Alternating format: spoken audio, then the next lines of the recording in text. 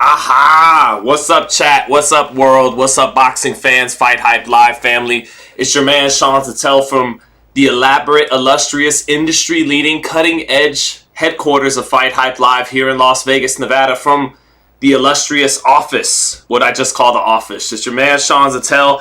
And Charles N, he already wins the chat. Charles N in the chat says that this stream took longer to make than Mayweather-Pacquiao. But unlike Mayweather-Pacquiao, this stream will live up to the hype. So much hype. Yeah, so this stream has so much hype already. Benavidez Andrade press conference assessment. We're even going to debut a little bit of a new theme song since we kept you guys waiting on Fight Hype Live. Okay. Glenn Chaos, what's up? Charles N, what's up? Skills pay the bills, what's up? Stay true. Ask about Tim Tszyu versus Terrence Crawford. We'll get right to it. Okay? But enjoy the sounds of the beautiful, officially licensed Fight Hype Live music. We hit you with a new one today. Hit you with a new one today since we were late. Alright. So, Benavidez Andrade took place in Los Angeles, California. The final presser, that is. Or the initial presser, the announcement presser. And of course, your man Sean Zittel was there, live on the scene in LA at the Conga Room in downtown LA. And what's great about these press conferences is that they serve as foreshadowing. You know, as a media guy, you know, you go there to get views, to get your content, to make your money and whatnot. But the real substance to these press conferences is that more often than not, there's foreshadowing involved as to who's going to win the fight. And hindsight's 20/20. If you go back and look at a lot of the best and biggest fights in boxing history, if you can find footage to the lead up to that fight, interviews, press conferences, there's often, not always, sometimes a wild card comes your way, something unforeseen. But more often than not, if you got the eyes to see it, there's a certain level of foreshadowing as to who was going to win all along, right? So, I think that's the case with Benavidez Andrade. I think that was the case in Ryan versus Tank, Crawford versus Spence. Those were two fights in particular where I think the writing was on the wall if you were paying attention to the signs leading up to the fight. And, you know, that's what I think here. What's up, Buckham? What's up, Shahifa? Ahmad said, can Andrade left hook catch David? David has already been dropped before by a left hook, yes, but that was very early in his career against a natural 68-pounder in Ronald Gavril. David was only 20 at the time, only 10 months older, for perspective, than Canelo Alvarez was when Jose Cotto almost dropped him into the ropes. So I think both guys, you know, Benavidez doesn't have quite the chin that Canelo has as he got older, but I think he hasn't really been hurt since that Ronald Gavril first fight. And again, he was only 20 years old, became the youngest WBC super middleweight champion in boxing history at that moment. But let's go ahead and take a look. And so as foreshadowing goes, you guys remember on these streams before Crawford Spence when I said Crawford's going to win that fight by knockout. He's going to win that fight in large part because of his counterpunching. And that's exactly what happened. And what some of the foreshadowing in the lead up, there were several signs that were showing you who was going to come out, who was going to be the better man July 29th. And one of those things was demeanor. Look at that. The eyes don't lie, Chico, as Tony Montana said. But like my mom told me growing up, the eyes are the windows to the soul. And Terrence Crawford, he had that same look in his eye. You could go back and watch my old streams. He had the same look in his eye that a lot of great fighters had coming up, you know, in the 60s, 50s, 70s, 80s, 90s. That's that look of a man that means business. That means business. And that's not the look in the eyes I saw from Demetrius Andrade. I saw that look from David Benavidez. So let's go ahead and take a look at some things here. First off, that look that I was talking about. Here they are at the press conference. What kind of fight should we expect on November 25th? 1 second here. Let me give you guys some audio so you can hear this stuff, and we're good to go. Yeah, definitely. This is the biggest fight of my career. Right away, Benavidez, look in the eyes, chat. Not too dissimilar. Not quite to Crawford's level, but still the eyes of a killer. Career up to this day, you know, I give Demetrius Andrade a lot of props. He's a great fighter. You know, a lot of people have been ducking him for a long time. So I feel like I was in the seat they used and that nobody. So when we get to Andrade, Expect on November 25th. Yo. Yeah, David Benavidez, Demetrius Andrade. Woo! Listen, pay-per-view. All right? Get the... that's not the demeanor of a guy who's all business, all serious, ready to shut up everybody, has been chomping at the bit, waiting for this moment. This moment's long overdue. He's gonna expose the Mexican monster. He's gonna show why guys like Canelo have been ducking him from years. There's none of that. It's lightheartedness. And I know some people in the chat, I think my man Caleb pointed out, well, that's okay with Demetrius Andrade, because Demetrius Andrade, unlike Jermell Charlo, that's his temperament. That's his personality. That is him in character. He is a affable, funny guy, lighthearted kind of guy. Even when, tension pops off like the Charlos did at the Barclays Center some years ago, that's his demeanor at all times. So I get it. It's not quite the alarming change in character like Jermell Charlo before Canelo, right? Jermell Charlo, Mr. Shut Your Mouth, boisterous, always confident, always ready to knock someone the fuck out.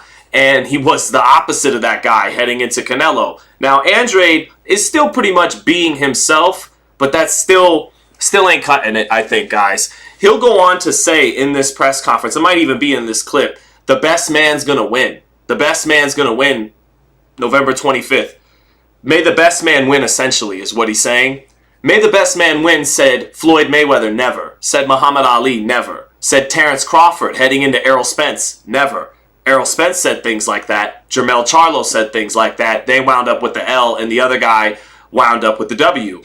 So I do see from Andrade, who, like Charlo, is a smaller man. That's one thing I definitely saw from Andrade in LA. He's smaller than David Benavidez. He's not just an inch shorter, but he's smaller throughout his frame. He's a smaller man.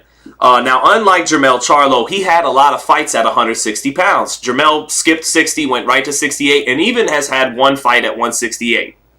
But we'll look at an interview I had with Boo Boo where he talked about how he wishes he would have had more fights at 68 to get ready for this assignment. That's a little bit of a red flag, and he's not as blown up as Jermell Charlo was. Jermell Charlo was a blown up 54-pounder when he got in the ring with Canelo. But Andrade's going to be more grown into 168 pounds than Charlo was. But he's still a blown up middleweight. He's not really a true 168. He started at 54. And I do think at 35 years old, his legs are a big question in this fight, carrying the 168-pound weight class with him. But let's go ahead and take a look at this real quick again. Get the pay-per-view. Order that shit, man. Listen, this is... By the way, that's not what sells pay-per-views. Telling people, joking around, buy the pay-per-view, buy the pay-per-view. If Demetrius really wants to sell the fight and really wants to have people buy the pay-per-view, he needs to make people believe what he's saying, that he's going to show up and win this fight. That's how he does it. Like Stone Cold Steve Austin, right? He used to say about promos in wrestling, and that's essentially what guys are doing at these press conferences, is something of a promo. They're trying to promote their fight. And he said, if I don't believe the words you're saying, if I don't believe you're coming to kick that motherfucker's ass, then I'm not buying a ticket. I'm not buying the pay-per-view. And so if Andrade really wants people to buy the pay-per-view, he doesn't do it by smiling and saying, buy the pay-per-view, and being funny and buddy-buddy with Benavidez. He does it by making us believe in our heart he's coming to win. He's coming to spoil Canelo's, Benavidez, the mega payday, any plans PBC has of making that. He's here to ruin all of that, and that's not the energy he gave. And you could say I'm playing armchair psychologist, but all throughout this year I've been accurate about looking at the signs before the fight and foreshadowing what's going to take place in the ring. Opportunity for myself. It's a great opportunity for David Benavidez to put on a show, to keep Showtime PBC and helping them doing what they've been doing best, putting the best versus the best. So I'm excited. This is a great matchup. Again, David is giving me the opportunity to become... Playing too nice, chat. Too much respect. Just like Jermell Charlo with Canelo Alvarez. I'm calling a spade a spade. Chase Athletic says, I expect unbiased journalistic integrity. It will age well. Exactly, and that's what I'm doing. I'm calling a spade a spade. That's him being too nice. That's him showing too much respect. And come on, chat. Miss me with the stuff that you think I'd be hating on the undefeated two-division champ in Boo Boo Andrade.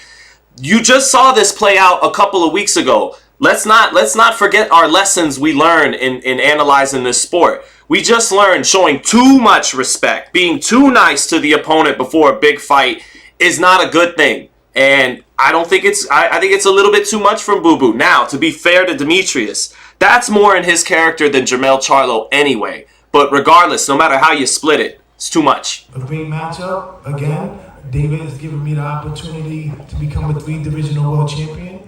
And so I'm looking forward for that. Boom, chat. Look, while he's talking nice, look at the demeanor and the aura of David Benavidez.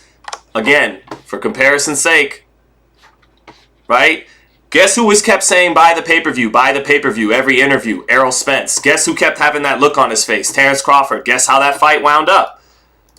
And so, yeah, You can pull from the past to help predict things in the future. Yeah, we're ready to rumble. Is there criticism in after this fight?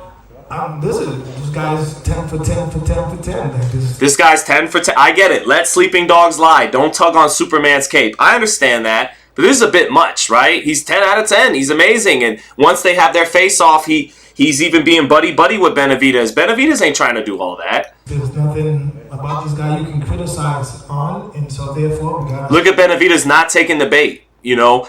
Benavidez isn't taking the bait when he gives that demeanor off. What do I mean by taking the bait?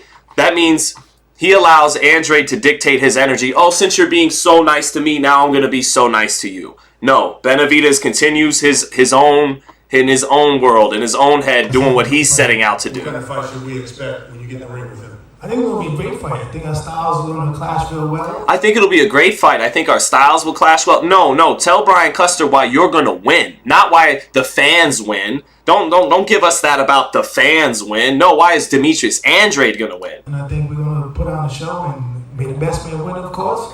And that's the kiss of death, chat. He said it again. So that's the kiss of death. That's kiss of death talk, chat. Clash real well, and I think we're going to put on a show and may the best man win, of course. May the best man win, of course. Chat, can someone please in the chat tell me when Eric El Torrible Morales said that, when Bernard Hopkins said that, when Muhammad Ali said that, when Floyd Mayweather said that, when Roberto Duran said that, or Tommy Hearns. Roberto Duran held his crotch and told Sugar Ray Leonard, I'm going to fuck you up, okay? Sugar Ray, don't go down like that, man. And now one guy who might have said something like that was Real Deal Holyfield. But you get my point, chat. The mindset of a winner at the highest of the highest levels doesn't say things quite like that. Especially not in boxing.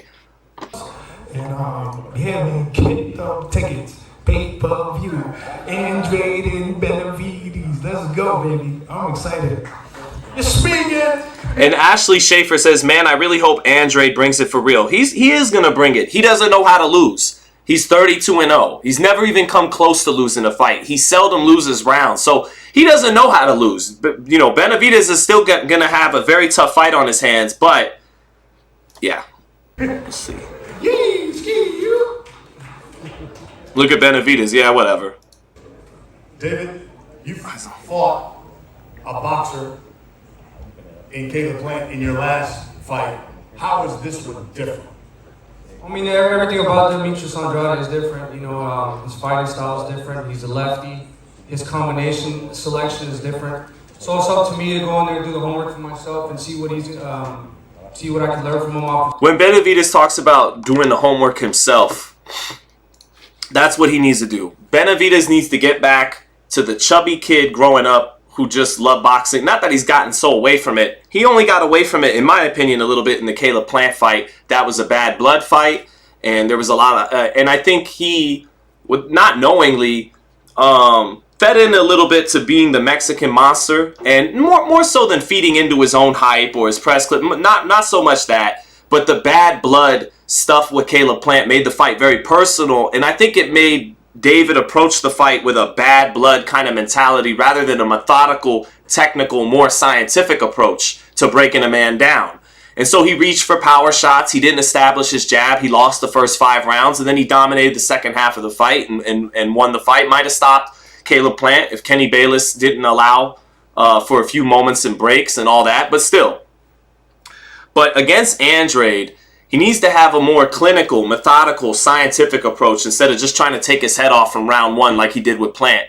And so he mentioned right there, I know his punch selection, southpaw. It's my job to study him.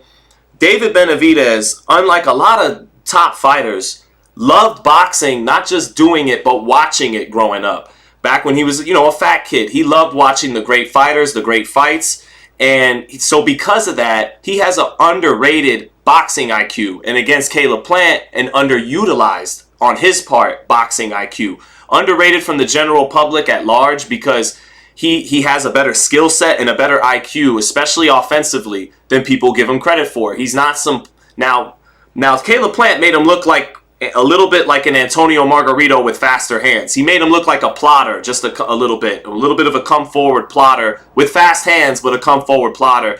I think he's better than that, but he's got to not, unlike in the Plant fight, he's got to get back to utilizing all of that boxing IQ that came from him loving the sport as an observer, not just as a fighter.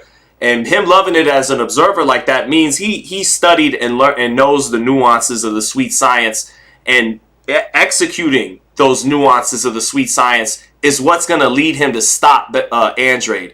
If he doesn't go about it that way, if he goes about this fight like the Caleb Plant fight, it's probably going to wind up looking a lot like the Caleb Plant fight, where he still wins, but it's sloppy and it's not spectacular. It's not super impressive. I think if he approaches this fight like the Plant fight, he'll still win the fight, but it'll be a decision, and it won't be the kind of win the public over to force Canelo's feet to the fire, kind of showing that he's going to look to have. If he's going to look to have that, he's got to use his jab. He's got to be more methodical in how he breaks down Boo Boo Andrade. So, yeah, that's what he's got to do. And then just put in the game plan together. Like I said, this guy's a world-class fighter, and he's not going to give me an easy fight at all. He's hungry for the fight, so that's going to make a great fight and a great event for everybody at Showtime. And the fans will be the ones that are going to win, because it's going to be an amazing fight. Hey, he just said the fans are going to win too, and it's going to be an amazing fight. But he continues to confidently assert that he's going to win the fight, and so does his father, predicting an 8th round knockout. Where the winner takes on Canelo Alvarez next. Canelo. This is it. This is the Super Bowl of the 160. That's Andrade with the quote, saying F Canelo. This is it. This is the Super Bowl of the 168 division right here. This is it right here. This is the biggest fight that can be made right here. And it's grateful to be here doing it in Showtime, but this is it. David Benavidez versus Demetrius Andrade, the two avoided fighters. Yeah, I haven't fought the best because the best doesn't want to fight. So he can have that same claim, but at this time, in our obstacle, in our journey, it's now. So this is the fight. Start. All right. Hey, buy an NFL Sunday ticket, but I've never seen you smile so much at a press conference. Good ambience, man. We're having a good time. so I don't think Boo Boo's scared. I don't think he really knows how to be scared. That's not really how he's cut, as most fighters. But this is what Benavidez thought about it. I mean, it doesn't change anything from the fact that we're going to both try to knock each other's head off. It's fun. It's something different, It's not. It doesn't always have to be hate. We could come together, have good conversation, and still be hyped up about it. So I'm very excited. I'm very happy. Tell me about the two face-offs. I looked into his soul, man. What did you see? I seen that he was scared, to be honest with you. But So when Benavidez said that he saw he was scared, and I don't think Andrade's scared, but I think Benavidez isn't seeing a guy who's as confident as he is when he looks into his eyes, that kind of thing. And Benavidez, Caleb Plant could have been death staring him with a gun cocked, and Benavidez, because of how much they didn't like each other, he was always going to say Caleb Plant's scared, Caleb Plant's scared. I don't think he planned on saying that about Andrade. I think he respects Andrade. There's no real animosity there, and I think he answered the question honestly. He's like, I don't see. I mean, he's going as far as to say he's scared, but I think he's saying, I don't see a confident guy in front of me. At the end of the day, he's probably going to say the same thing about me. So I know exactly what I'm going to do. I know exactly how I'm preparing. So. You know me, man. I'm a Mexican monster. What does he say about you, the fighter? It's because he's a very technical fighter. He's a very good fighter. Let's get to some of my questions here. I have nothing but respect. But Benavidez has that edge and an intensity to him that you want to see from the 26-year-old. Andrade, lighthearted, playing nice, but Benavidez, you're seeing. I'm seeing the demeanor I wanted to see. When I was pulling up to LA, downtown LA, I said to my editor, I said, you know, if they're both playing nice, I don't know about that. And I go, what I want to see from Benavidez is that edge, that intensity. And I want to see from Benavidez, not that he's looking past Andrade, but he's looking through him towards bigger things. And that's the vibe I got from David. He had that edge and intensity to him a little bit. I asked him about his weight. You know, I asked him about his weight because he looked heavy in between fights. And he didn't quite snap at me, but, you know, he's got that edge to him heading into the fight. Let's listen to it.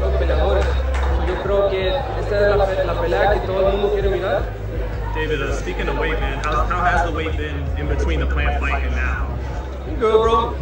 It's always the same. I mean, I don't know. Like, it's good. I lose weight. I think there was like a clip, you had the afro grown out, and I don't give a fuck about kind of that. big. How do I look now? Do I look kind of big? No.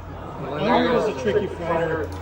So, you know, even though me and David get along, I still had to ask him about his weight because he looked heavy to me, and that was something I was worried about. I'm worried he's having a James Toney situation where he's going to have to lose 50, 60 pounds in 6 weeks or something. I was very worried about that. We all saw the clips of him with the hair out, shadow boxing, looking around 200 pounds.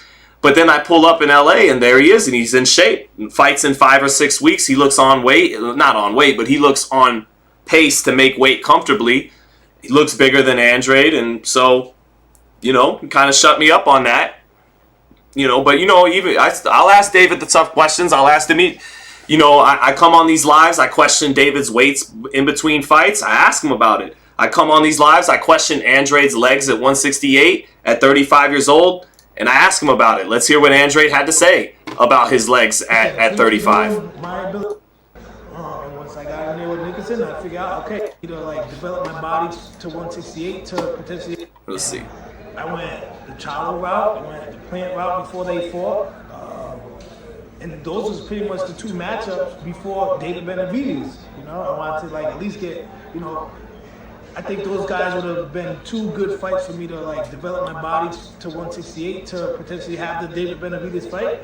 But it just happened where he has nowhere to go, I have nowhere to go, and the fight's now. So it just made sense. You know, I'm 35 years old. I'm not trying to fight him when I'm 38 years old. I'm not trying to be in that type of position. So now He's aware of his mortality. He knows his age, man. He just said, you know, I'm not trying to fight him when I'm 38. And, you know, he's still saying the right confident things at 35. But in my opinion, I wonder if Andre deep down knows he's up against it in this fight. He doesn't know how to lose. He's going to come up. He's going to show up to win. But I wonder if deep down he knows he's up against it. He knows this fight isn't designed for him to win. It's designed to build Benavidez towards a Canelo fight. Because I'm reminded of what Danny Garcia's father, Angel Garcia, told Zab Judah in Brooklyn. And I was there. It was 10 years ago. He told Zab Judah in Brooklyn before, at their initial press conference for Danny Garcia, Zab Judah, he said, Zab, your time passed. Your time was supposed to be when you fought Costa Zoo. That was supposed to be your time, right? And that was a true sentiment about timing that Angel Garcia was touching on, right? Demetrius, his time has passed. It was at 154 pounds. It was at 160 pounds against Golovkin, the Charlo brothers, Danny Jacobs, Canelo at 54 or 60. So Billy Joe Saunders, who he would have beaten, but Billy Joe popped for something and the fight went off. That was supposed to be his moment in his mid to late 20s, early 30s, his prime. I don't know if he's not really in his prime anymore. He's still excellent, you know, he's still very formidable, very good, never come close to losing, but he's at a weight class where his legs aren't what they were at 154. You know, he's still fast, but he was faster. Go look at the tapes. Go look at the tapes of when he was Benavidez's age, 8 or 9 years ago in 2014, 2015. Boo Boo and Andrade was incredible. I think that's a big reason why a lot of you Boo Boo Andrade fans feel like he's going to beat David Benavidez. You think this is 2015, 2016, 2014, it's still 154 pounds. It's not. He's an older man, and he's fighting a bigger, younger guy. Emmanuel Stewart used to say it was difficult for veterans in their 30s to deal with the youth and energy and enthusiasm of a younger fighter. Add into that David's much bigger, 9 years younger, and Andrade is excellent in the first 4 to 6 rounds And he usually tames these guys. He's got a good left hand with some good pop on it. And he probably could get more knockouts if he pushed the pace a little bit in the second half of fights. But what happens is, kind of like Floyd Mayweather would do, they tame him with the backhand. And then after that, the other guy stops taking chances. And the other fight, and Andrade, like Floyd in the second half of his career, could just coast to a decision victory. He's not going to be able to do that against Benavidez. I think against Benavidez, he's going to knock Benavidez' head up with his straight left hand a number of times. I think he's got a little bit more pop in it than Caleb Plant. He sits down on his backhand more than Caleb Plant. Caleb Plant, his best punch is a left hook. He doesn't have much of a right hand, doesn't have much of a backhand. Andrade has a very good backhand and some pop in it. So I think he's going to win early rounds against Benavidez. But Andrade doesn't really fight on the inside. And his pace slows down in the second half, and his defensive maneuvers get fatter, less compact, less tight as the fight goes on. So that doesn't bode well for him in the second half of this fight with Benavidez. I don't doubt that he can get off to a good start, but after round 4 or so, when he usually has the other guy tamed, that's when Benavidez is going to start coming on stronger than ever. And I think just being younger and bigger, and Andrade's legs at 35 and 68 not being what they were, you saw Plant's legs could only hold up for so long against the pressure. And I don't think Andrade at his age, at this weight, is moving the way Plant does at his age, at his comfortable, natural, beginning his career at 168 weight. So yeah, I got a couple super chats I want to get to before we look at this Boo Boo Andrade interview. Sly Tendencies 87 said, Andrade will, thank you for the 5, brother, said Andrade will pull out the day before the fight. This dude always pulls out of top fights and then claims he's being avoided. Canelo beat 17 champions. The only fight I can recall Andrade kind of pulling out of back in the day was Jamal Charlo. I think it was Jamal Charlo. He was slated to fight him in the mid-2010s, and then he wound up going with Jay-Z and Rock Nation. But I can't recall if that fight was actually signed. That may have been one of those things where they said just before he was going to leave Al Heyman, he was about to fight a Charlo brother. But I don't know if that was concretely really going to happen, set in stone. Other than that, the only other big fight I could think of Andrade and someone pulling out was when Saunders had to pull out against him because he popped for something. That really hurt Boo Boo's momentum. He had to wind up fighting Walter Kotandakwa. I was there that night in Boston. It was DAZN's first card.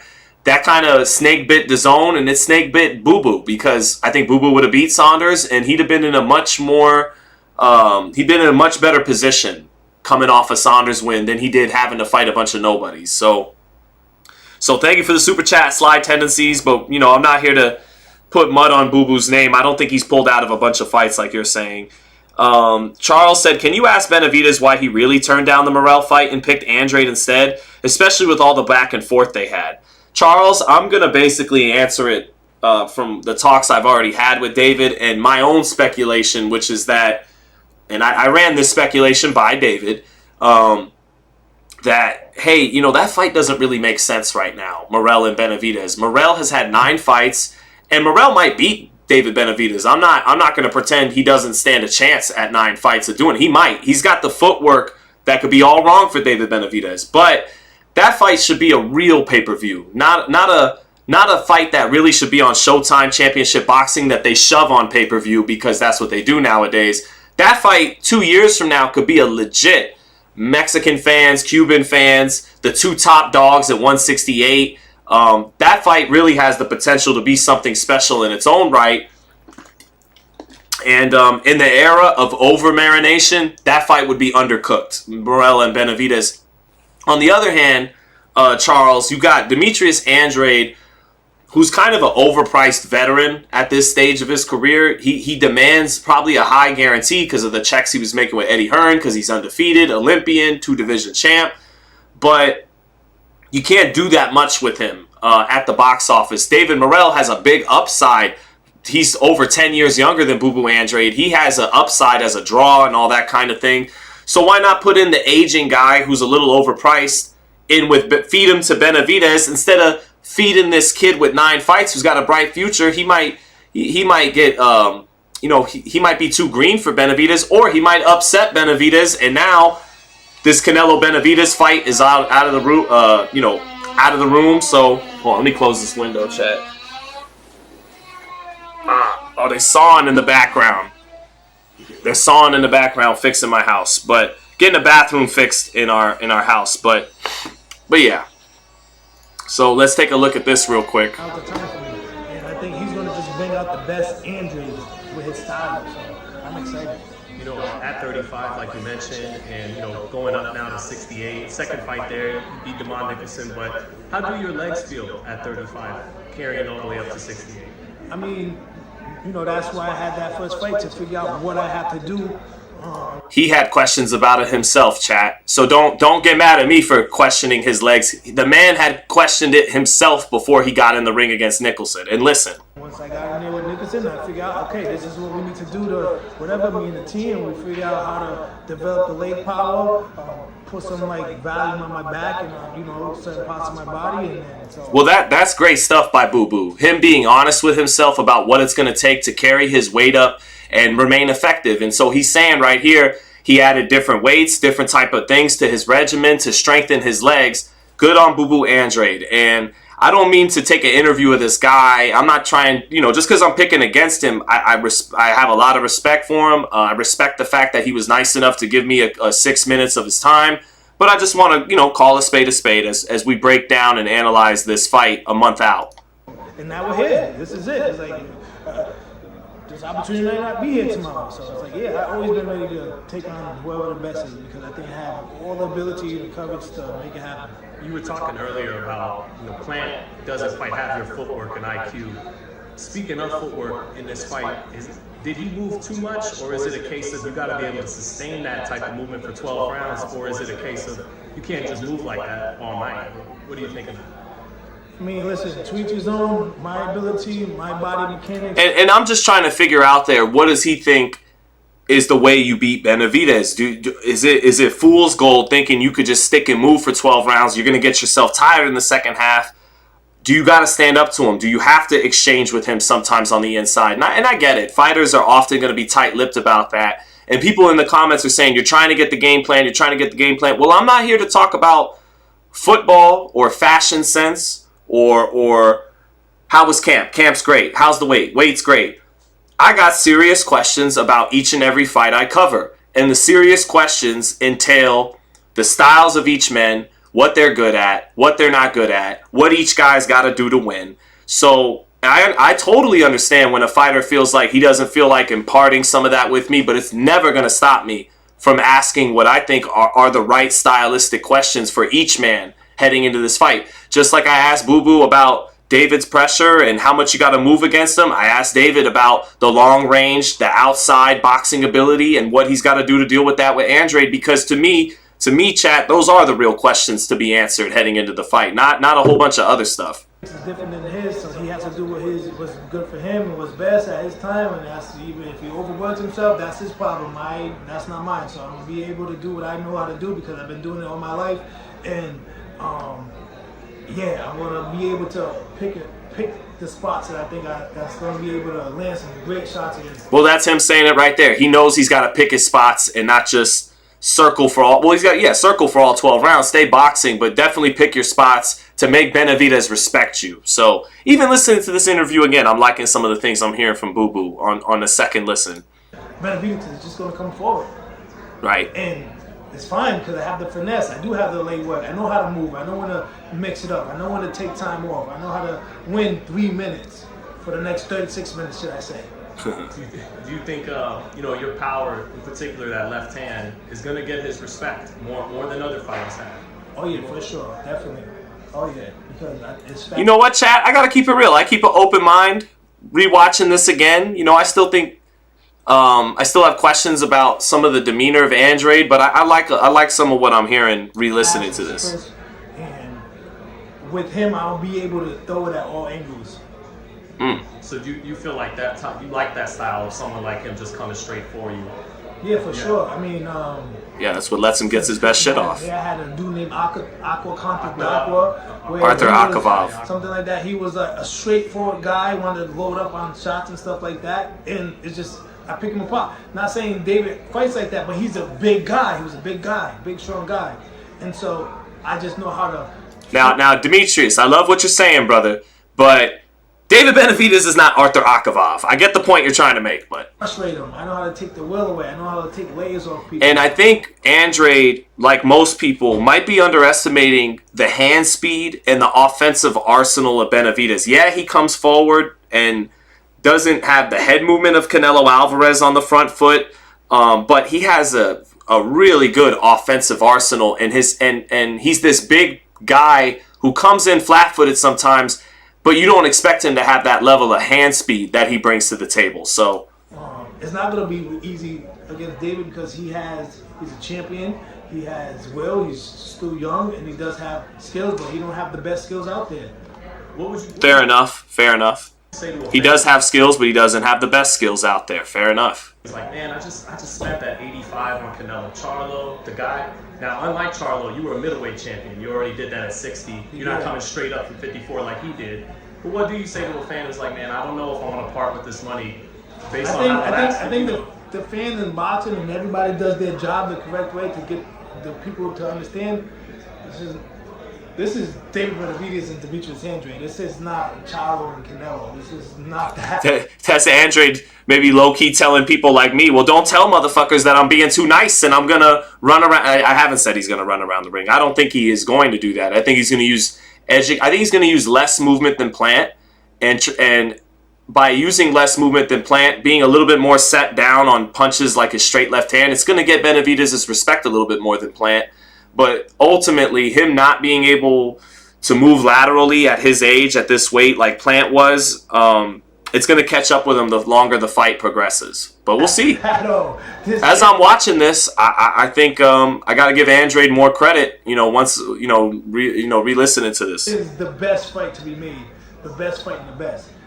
At their proper weight classes, should I say. I mean, it's my second fight, but it is my weight class. I want to be... See, he does have questions about the weight, though, chat. He does. Just a little bit. 3 divisional world champion to own the whole middleweight division before I, hang up the gloves. Because he's going to say something right here that tips his hand that he still has questions about 68. You're going to hear it soon. For this fight going, that's usually when he comes on strong. You listen, just because he comes on strong with those other fighters that are not able to move the way I move. But I don't know if you're going to be able to move the way you've used to been able to move in your 20s and your early 30s, 54, 60. That's the question, boo-boo. We'll see. But I'm glad he does that. I'm glad because it's still going to work into my favor. So the first half, what is going to happen? He's going to take pounding, and all of a sudden he take all the pounding. He takes it all. He just takes everything. In the second half, he's hell no. I'm gonna be running the second half then. Yeah, but again, I don't know if your legs are gonna let you run in the second half like that, bro. The second half of your fights, you haven't been as active. You've been coasting, and I don't know if all of a sudden for this big assignment, you're gonna have the gas tank in the second half of the fight to be up on your bike at this weight, at this age. Oh shit! Oh, I'm up 8. All right. He's funny though. No, it's just imagination, but let's see. I know we got to see it play out in the ring, but his advantages on paper, younger, bigger, throws a lot of punches. What are your advantages over him? Yeah, I mean, I think he throws a lot of punches in spurts and the moments where you have to be in those positions for him to do that. And I think I have enough skills to minimize that. Block a lot of shots, slip a lot of shots, and also counter with a lot of shots. Fair enough. He's so used to hitting people that he's not prepared to get countered back or have his hands up. So right. Yeah. Anyway, that's too much. Yeah. See, chat. See, your boy's too good. I get too much out of him. Not that he's going to change that. You can't. He's just that's what he is right there. So, but yeah. And lastly, brother, thanks for your time. You see this going one-sided, or are you gonna have to walk through hell? What do you visualize? It's gonna be either both ways, man. It's just I don't care. And then he's not coming over here thinking he's just gonna walk through me, right? And then I'm not thinking I'm gonna just walk through him. It's not that at all. So I know we're gonna have to we're in great shape already. We're just gonna put it up a little more, work on what we have to work on for the punching condition and the hard shots that I'm going to be throwing for him to be like, holy shit. Thank you, Demetrius. We'll see you again, and we'll see you again, November 25th on pay-per-view, brother. Before they fought, there it was. I came over this way to try to make the best fights happen, and I went the the Charlo route. I went the Plant route before they fought. And those was pretty much the two matchups before David Benavidez. You know, I wanted to like at least get, you know, I think those guys would have been two good fights for me to like develop my body to 168 to. That's red flag stuff, chat. I know. I now going back and watching this interview with Andrade, I liked a lot of what he had to say, but this stuck out to me when right here he's saying, you know, I would have loved to have gotten Plant and Charlo. To me, those were the two fights before David Benavidez that would have made the most sense to get used to the weight. That's a little bit of a red flag, chat. To try to make the best fights happen. And I went the Charlo route, I went the Plant route before they fought. And those was pretty much the two matchups before David Benavidez. You know, I wanted to like at least get, you know, I think those guys would have. I wanted to at least get those fights in before I fought David Benavidez. And two good fights for me to like develop. Two. I at least would have liked two good fights, and not against Damon Nicholson, but, you know, Jamal Charlo, Caleb Plant, some top-level guys to get me ready for a top-level guy, not just some token fight at 68 against a guy who's not near the top 10. Bodies to 168 to potentially have the David Benavidez fight, but it just happened where he has nowhere to go, I have nowhere to go, and the fight's now, so it just made sense, you know.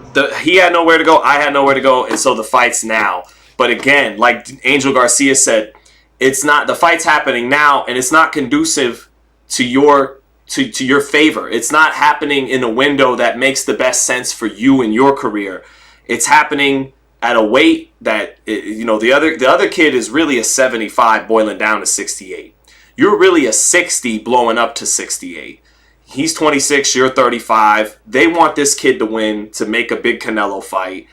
It's not your fight to win. And he might, despite, that's why they fight the fights, right? He might shut all that down November 25th and show the boxing world why everyone's been avoiding him for about a decade, right?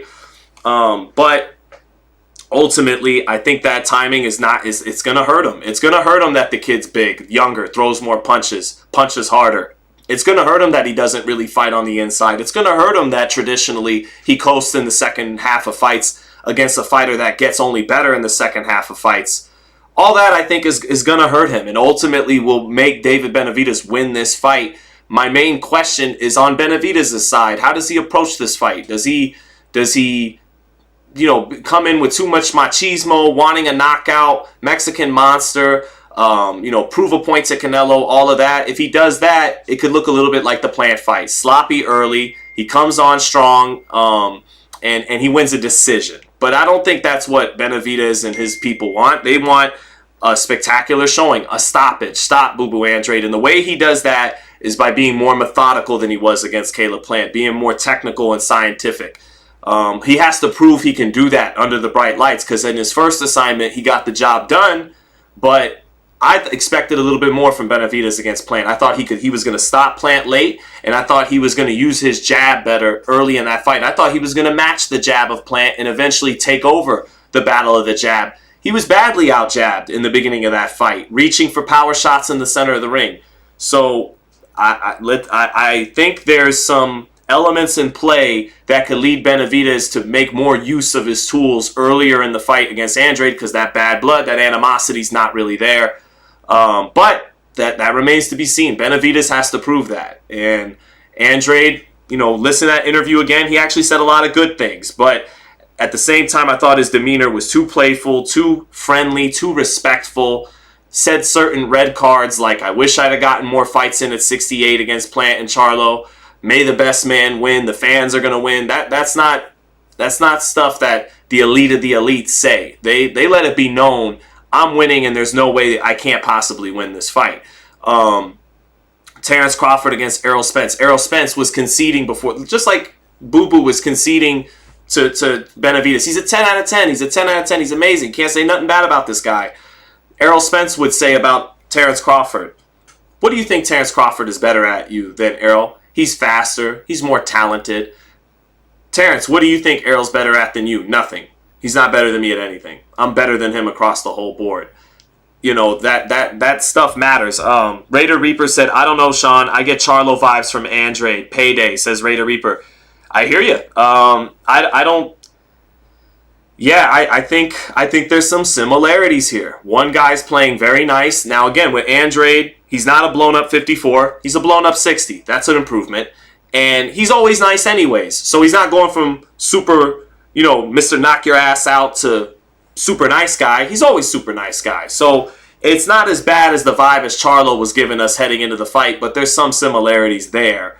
And it's going to be a more competitive fight than Canelo and Charlo was, because Canelo's more skilled than Benavidez. And unlike Charlo, Andrade's a little bit more grown into this weight. So I think it'll be more competitive. That was 12-0. Even though I'm picking Benavidez by stoppage, I think the way we get there is more competitive for sure than Canelo and Charlo, which was just all Canelo 1 through 12. I think Andrade's going to have his moments. He's going to get his straight left hand off and have his moments, especially early. But I think, in the second half of the fight, when Benavidez really turns it up and those old legs might not be able to circle the ring the way Andrade was joking in our interview about, I think Benavidez stops him late. And that's what I thought before the press conference. And the press conference, some of you would call it confirmation bias, but I keep an open mind about these things. And it was affirmation of certain things I thought. I came there saying, I want to see a certain edge and intensity from Benavidez, and I want to get the feeling from him that he's looking through Andrade and not past him. And then my editor, who I was talking to about, he goes, well, another sign to look for is if Andrade's being buddy-buddy and Benavidez plays into it, which he really didn't. He remained respectful, but remained stone-faced and, eyes on the prize kind of mentality. Andrade, he'll show up to win more than Charlo did, but I think Benavidez is going to win this fight. Gojo Saturo said, you should go live more. I think you're the best, bro. Thank you, brother. I appreciate that. Someone in the chat said David squares up a lot. Indeed he does. And that's something Andrade will be able to take advantage of. Matt's Adventure says, only Boo Boo's mom thinks he can win. No, I think Boo Boo's got a lot of people who thinks he can win. But I don't think he's going to win. No, I don't think he's going to win. I don't think the smaller, older man is going to beat the younger, bigger man who throws more punches. I know he has boxing skills, but I don't think his legs and his reflexes and his hand and foot speed are at their peak. I think they were at their peak some years ago. He's still very good. But, yeah, I think this is going to be Benavidez' fight, especially once he closes the distance, especially once Andrade begins to slow down as the fight progresses. So, yeah, let me take a look. I had a few other things I wanted to share, chat. Might have been most of it, though. Oh, yeah, that he was, after I asked him about the weight. Probably Caleb Plant. And then probably the next one will be Andre. This guy's a really good fighter. These guys are really quality fighters, and they have a lot of tricks in their bags, especially him being from the Olympics or being in the Olympics, too. These guys are really talented. They have a lot of experience. So, but I've been thousands of sparrings. I've seen every single style in the sparring, so I know how to defend well from tricks. David, this is in your resume. Obviously, we see you're a ring resume. You're also a family man outside. And then I could go home and be with my son. I see my son. I see him doing exactly for my people, for my family. My brother, he's about to get a big fight. My little brother. The motivation I need to keep going in there and working as hard as I can because,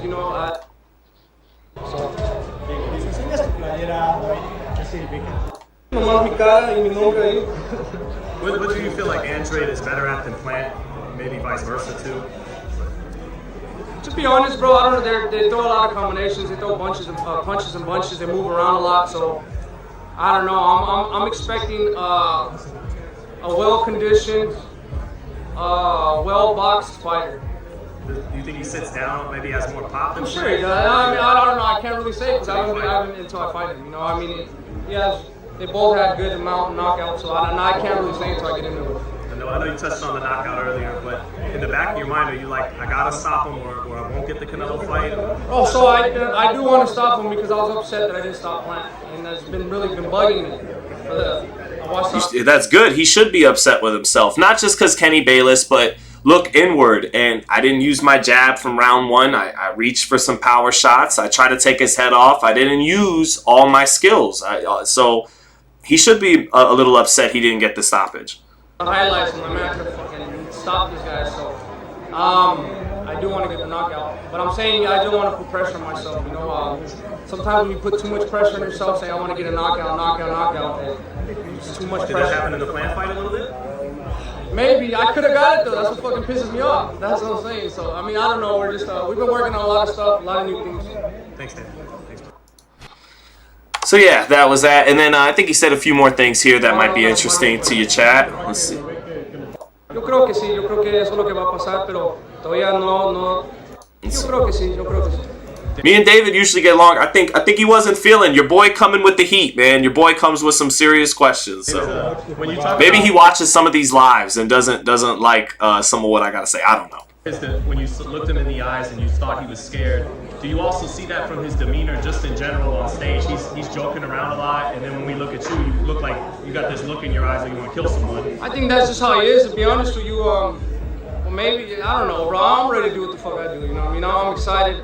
And I've been training extremely hard, and this is just how I am. You know, I'm a cool person outside the ring, but in the ring, I'm a killer. How do you think you deal with him at long range, at distance? Because it seems like that's what he's going to try to do. That's for me to find out. That's for me. I can't give out my secret plays. He's a good fighter. There's a lot of things that he does good, but the thing about it is that you don't wait for one particular fighter. You have to learn how to fight the inside game and the outside game, and that's what we've been doing our career. Did the plant fight help you with that? With fighting on the outside?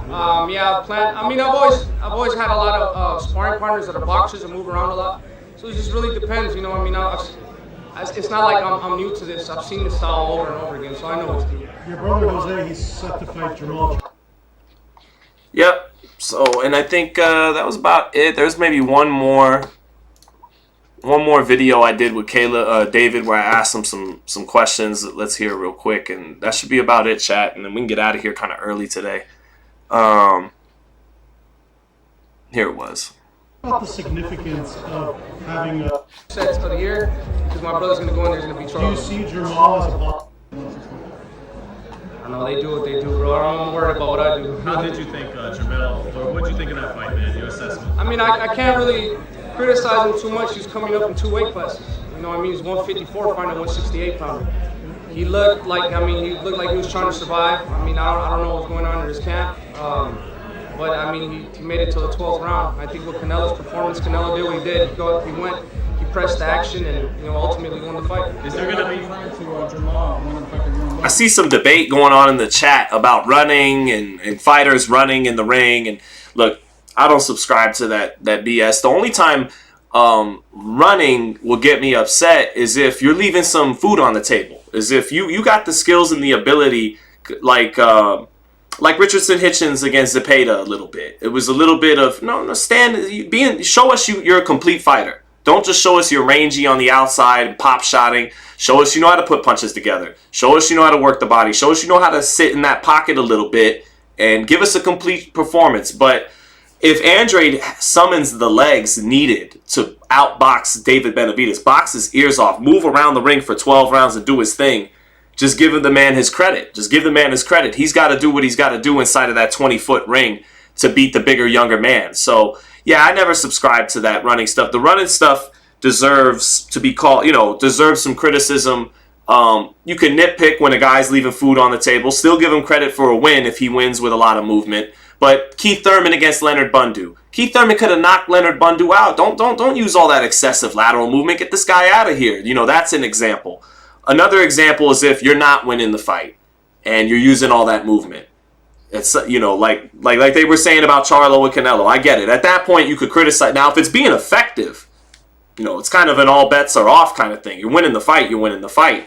But guys like Emmanuel Stewart, they weren't always content with that. To them, a complete performance meant you did it all. You boxed on the outside, you worked in the pocket, and then you ultimately, a real complete performance to someone like Emmanuel was topping it off, getting the man out of there inside of 12 rounds. You're not always going to be able to do that. We know that. If Boo Boo Andrade could stick and move for 12 rounds and box Benavidez' ear off, all power to him. 160 frame. Oh, shit, okay. What's up, Bug? The only way I'm seeing why the weight would be an issue because he hasn't fought in 2.5 years. So in that case, I understand him. But we've known about this fight for like about 2.5, 3 months.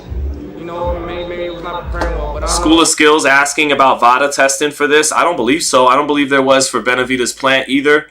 But interesting that Victor Conti would at David on Twitter asking him about VADA testing when he helped prepare Terrence Crawford for Errol Spence. I believe that didn't have VADA testing. So that's interesting by Victor Conti.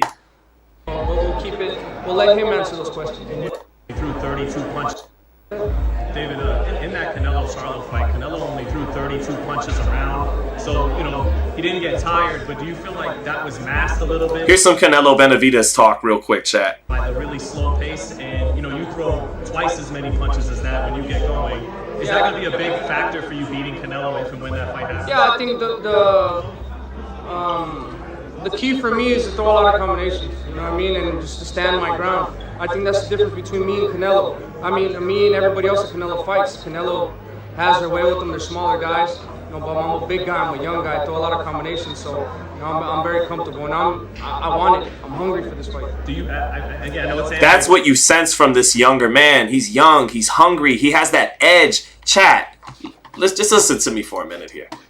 Right? I'm undefeated this year, so I think I've earned a couple of seconds of adherence. But that's that young, hungry edge to him that's going to really help him win this fight. Not that Andrade's not hungry too, but it's different when you're 26 and you're at your optimum weight and you're coming off a pay-per-view win and you know that big fight you've been waiting years for, it's right there. You just got to get it.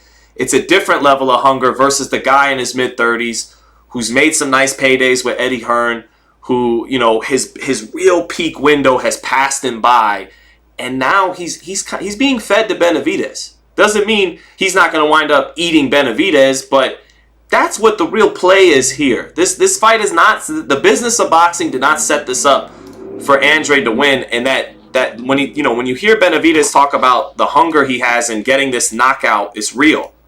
A lot of combinations, so you know, I'm very comfortable, and I want it. I'm hungry for this fight. Do you? Again, I know it's Andrade first, but with Canelo, do you have to establish the jab? I know Plant moved around a lot, but do you feel like you'll be able to get the jab going against Canelo, unlike Plant, because he comes forward? And do you have to, so he doesn't get to the body? Oh yeah, definitely. I mean, the jab is. It's hard when you're in these scrums and everyone's waiting to fire off a question, and I just got to blurt out this big old thing before anyone interrupts me, but.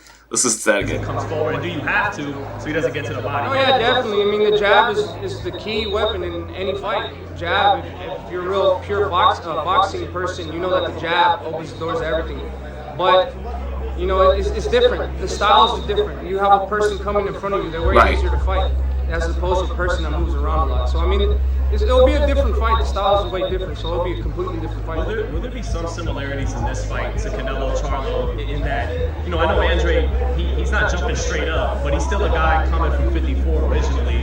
You know, will you just be too strong for him, like Canelo was too strong for Charlo? I don't know. We'll see. That's why we're training extremely hard. You can't think like that as a top fighter, because then that takes away from your training. I feel like with me, what I've always done is I've trained like every single fight was the hardest fight of my life. You know, I've given it all in the ring, so that's why I look the way I look. So I'm preparing for the best Demetrius Andrade possible. What do you think of your dad's 8th round knockout prediction? I gotta make my dad happy, no? So we're gonna try to follow that. But like I said, I'm not gonna put pressure on myself. I'm not thinking about a knockout, but that's, you know, the way I fight. I go out there and inflict as much damage as possible. So I'm always gonna fight the same. I'm always gonna look for the knockout. So yeah, we'll see, man. We will see. That's a quick Z cap on all of that. I think my pick heading into this fight was Andrade does well early, lands some good straight left hands on Benavidez, but Benavidez takes over the fight in the second half and stops Andrade late in that fight, and what will be a competitive fight up until that point. And the press conference led me to believe that too, because I just see a little bit more hunger and edge and intensity from the younger, bigger man. And I see, I also seeing them up close in LA, Benavidez is the bigger man. He is bigger than him, not just an inch taller, but throughout his frame, he's a bigger man than Andrade. And looking at the frame of Andrade versus the frame of Benavidez, Plant was bigger than Andrade. More muscular, bigger build. As an amateur, was a light heavyweight. Getting down to super middleweight to become a pro did Caleb Plant, kind of like Andre Ward did. And so looking at the difference in the two fighters' frames, I said Andrade's going to have a tough time over 12 rounds keeping Benavidez off of him. And maybe more importantly than that, and tougher than that, he's going to have a hard time absorbing the power of Benavidez, a man that size throwing heat on the inside like that. So I think Andrade is going to struggle punch resistance wise with the size and the power of Benavidez, particularly mid to close range. On the outside, he has the advantage. He has a better jab. Benavidez has a very good jab, but until he shows me could get that jab off against a high IQ boxer like he was unable to largely against Plant, I'll give that edge to Andrade. Andrade should have the edge on the outside, but Andrade, he balls up into his high guard and leans back, doesn't have the best balance on the inside, and he gets a little wide on his right hook on the inside, especially as the fight goes on. So I think on the inside, that's all Benavidez. And again, I'll say it again, and I'll say it again, at 35, at 68, I don't think he's going to have the legs to force the fight on the outside all night. Inevitably, Benavidez is going to get close to him. And I don't think he's going to have a whole lot of answers on the inside, chat. So I don't think he'll have the punch resistance. And as the fight goes on, early he'll have some firepower to keep David off him. But as the fight goes on, and as he's got to summon some stuff in the exchanges, I think it's going to be a problem for Andrade. I'm doubting his ability to have a Floyd Mayweather Canelo type performance in his mid-30s like Floyd did, where he just boxes perfect on the outside. And Floyd held his ground and even buzzed Canelo with an uppercut at some point in that fight. So he didn't just move for all 12. He held his ground plenty too. But I'm skeptical Andrade can do that. If he does it, all credit to him. Huge credit to him, because he's not meant to win this fight. He's not really getting this fight at his peak age, at his peak weight. So that if Andrade goes on and smokes Benavidez, outboxes him, that shows you how bad he's really always been. And that he may have indeed beaten Canelo at 160, at 54, if he had ever gotten the shot. And if he beats Benavidez, maybe he'll get the shot after all. So I'm not hating on Andrade. I never hate on any of these guys. I give Andrade all the credit in the world if he pulls it off. But based on what I've seen, it's really not that hard of a fight for me to predict. I think it'll go to script. Andrade early doing his thing, straight left hands, some other shots beyond just the straight left hand. He'll land some good shots, and he'll knock Benavidez' head up, score well, probably be in the lead after 4 rounds. But I think after that, Benavidez will take over the fight. So just I'm looking forward. I'm happy the fight's here and not in Texas. Thanksgiving weekend, I get to cover the fight here in Las Vegas. Got a couple super chats to get to. Let me see the super chats. Matt's Adventures. Hey, Matt, I still owe you for last time, too. There was a question I think you asked. Go ahead and shoot. If you can remember the $10 question you had at the end of one of those last lives, go ahead and just pop it in for free so I can answer that, too. But Matt's Adventure says, I want to encourage everyone to join a fight gym and gain some respect for these guys. This shit is hard, and that's no joke. No, indeed it is. And when I did used to box, my little short-lived amateur career, I genuinely used to ask myself, I don't know how they do it. I don't know how they do it. I don't know how these guys do it. And yeah, sitting on my butt, analyzing fights more, working as a media guy more, I've maybe gotten a little out of touch with that to that depth and level of respect for these fighters. Definitely got tons of respect for them. But when you are boxing yourself, you're that much more amazed and impressed of what these guys do over 12 rounds. You really don't. When you feel one single hard shot in the gym, and then you think they take 300 of those some fights, they take them tired, exhausted in the 10th, 11th round. How do they even get to the 10th and the 11th round? Just try boxing for 3 rounds, even with you training for a year or two. Amateurs in the Olympics get exhausted after their 3-round fights, and they run miles after miles. They train their asses off for hours. So the fact that these guys take the shots they do at the pace they fight at, going 12 rounds, championship level fighters are something else. It is. They're a rare breed. Thank you for the super chat, Matt's Adventures. Hakeem Steels, thank you, brother. As always good to see you in the chat. Shout out to your Lakers. They've remade their roster to be even stronger than it was after the deadline last year. You guys got a shot. But David's boxing is underrated in my opinion, says Hakeem Steels. I see him catching Boo Boo lunging in with those awkward straight lefts and hooks. Boo Boo starts to lunge in more and more, Hakeem, as the fight goes on. And that's why I think early he'll be doing his thing. But as the fight goes on, like you said, he lunges more. The punches get fatter and less crisp and compact. The defensive maneuvers get less crisp and compact in the second half of the fight. Tim Bradley talked about that with Devin Haney in the Lomachenko fight. That Haney, when he tires, his pivots, all his moves, they get fatter, less tight and compact. And I see the same from Andrade in the second half of his fights. By the way, about Devin Haney, I'll be in San Francisco tomorrow, Tuesday morning, to see him and Regis Prograis. Prograis with some crazy rumors about Devin had a fight fixed in Mexico and everything. So he spiced it up. Hopefully I get some good spicy content Tuesday in LA. I'll be back in the office Wednesday when I fly back in home to Vegas, and we'll do a Z-Cap like we're doing about Benavidez Andrade, about Haney and Prograis, assessing what we see from both fighters in San Francisco. But speaking of Haney, I wonder if some of that will be shored up at 140, where he's not sucking down in weight, and that can affect your stamina and your legs in the second half of fights. Let's see if Haney looks better at 140 than he did for his last fight at 35. So yeah, chat. Matt's Adventures. Let me find if Matt's Adventures ever shot that question and that I owe him for free.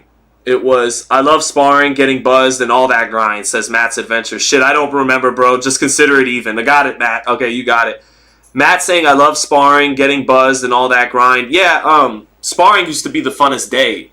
And actually, you could fall into a habit of just wanting to spar and getting bored with all the other stuff you need to do besides just sparring. I remember once I started getting comfortable sparring back in the day, I'd slack on my bag work, on everything else. So can't do that. But so School of Skills question: how many southpaws has Benavidez fought? I don't know. I'd have to look it up. I don't know off top. Boohoo said, what boxing education does Andrade got? 2-division undefeated champion, never been close to losing a fight, and represented the United States at the 2008 Olympics. It's pretty good education. Pretty good.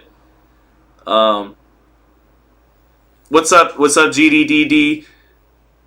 Yeah, GDDD, always good to see you, brother. Chase Athletics, thanks a lot, man.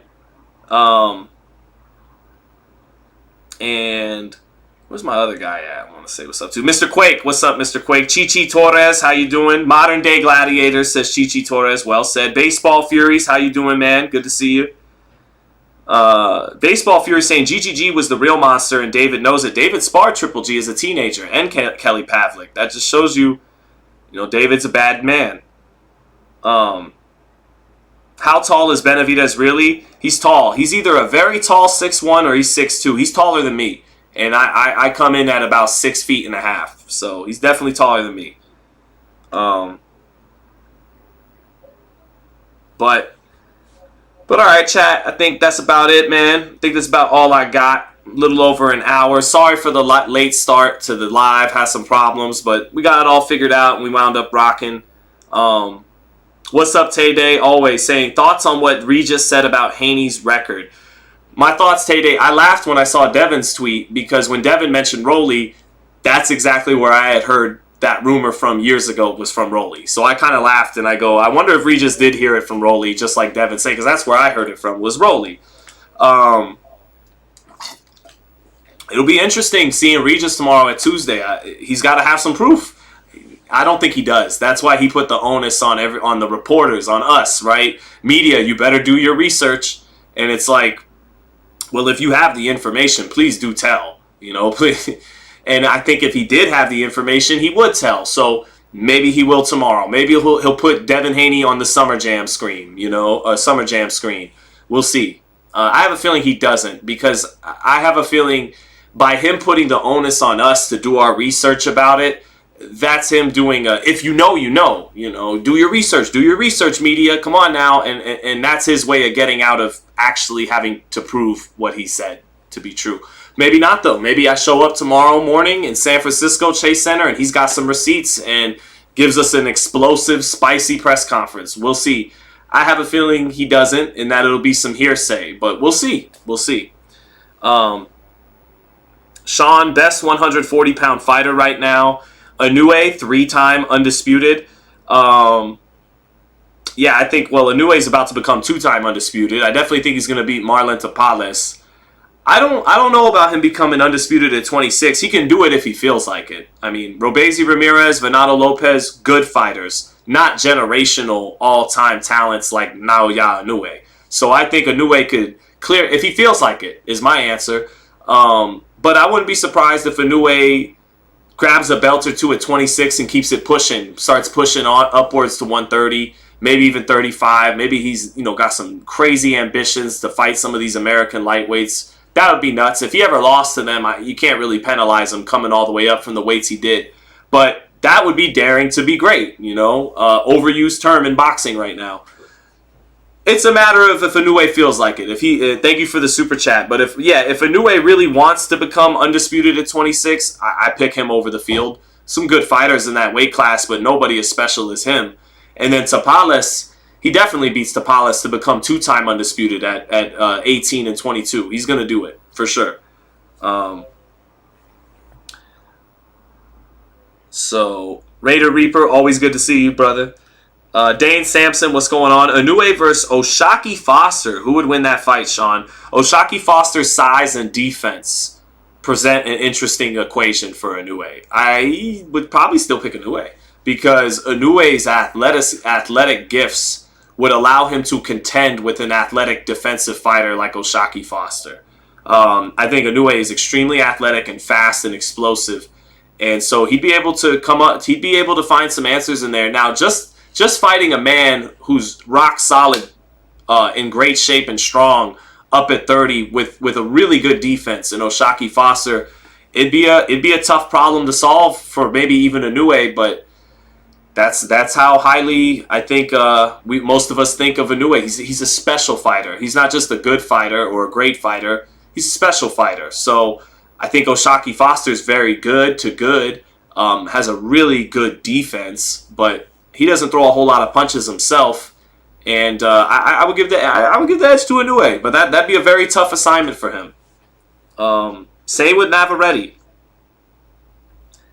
Appreciate you as always too, Tede.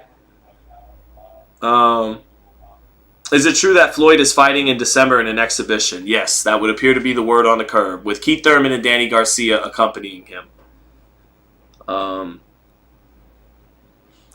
Mayweather. Size doesn't matter. Everybody was bigger than Floyd. That's not quite true. Size does matter. Floyd is an exception to most rules.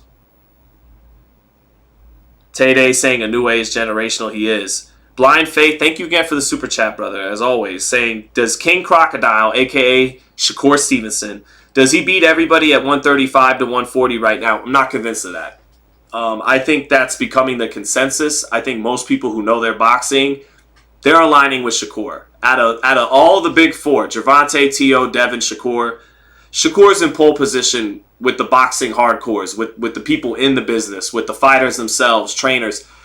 Everyone's forming a consensus around Shakur, and I respect that because, like I said, the people doing that are the people that really know boxing. But me, I'm high on the other three too. Especially, I'm high on Tank. I'm high on T.O. and Devin. I think Tank is milking the game. He should want to prove he's great and not just settle for beating good fighters. He's beating good fighters. He's not beating slouches. He shouldn't want to just settle for being good fighters and being the most paid. He should want to be the best. And he is milking it a little bit. But that said, I'm still not convinced Shakur beats Tank because Tank is a better talent than Shakur. Tank has gifts that Shakur does not have. And Shakur doesn't possess many gifts that Tank doesn't have. Tank is fast. Tank has good reflexes. Tank can move it.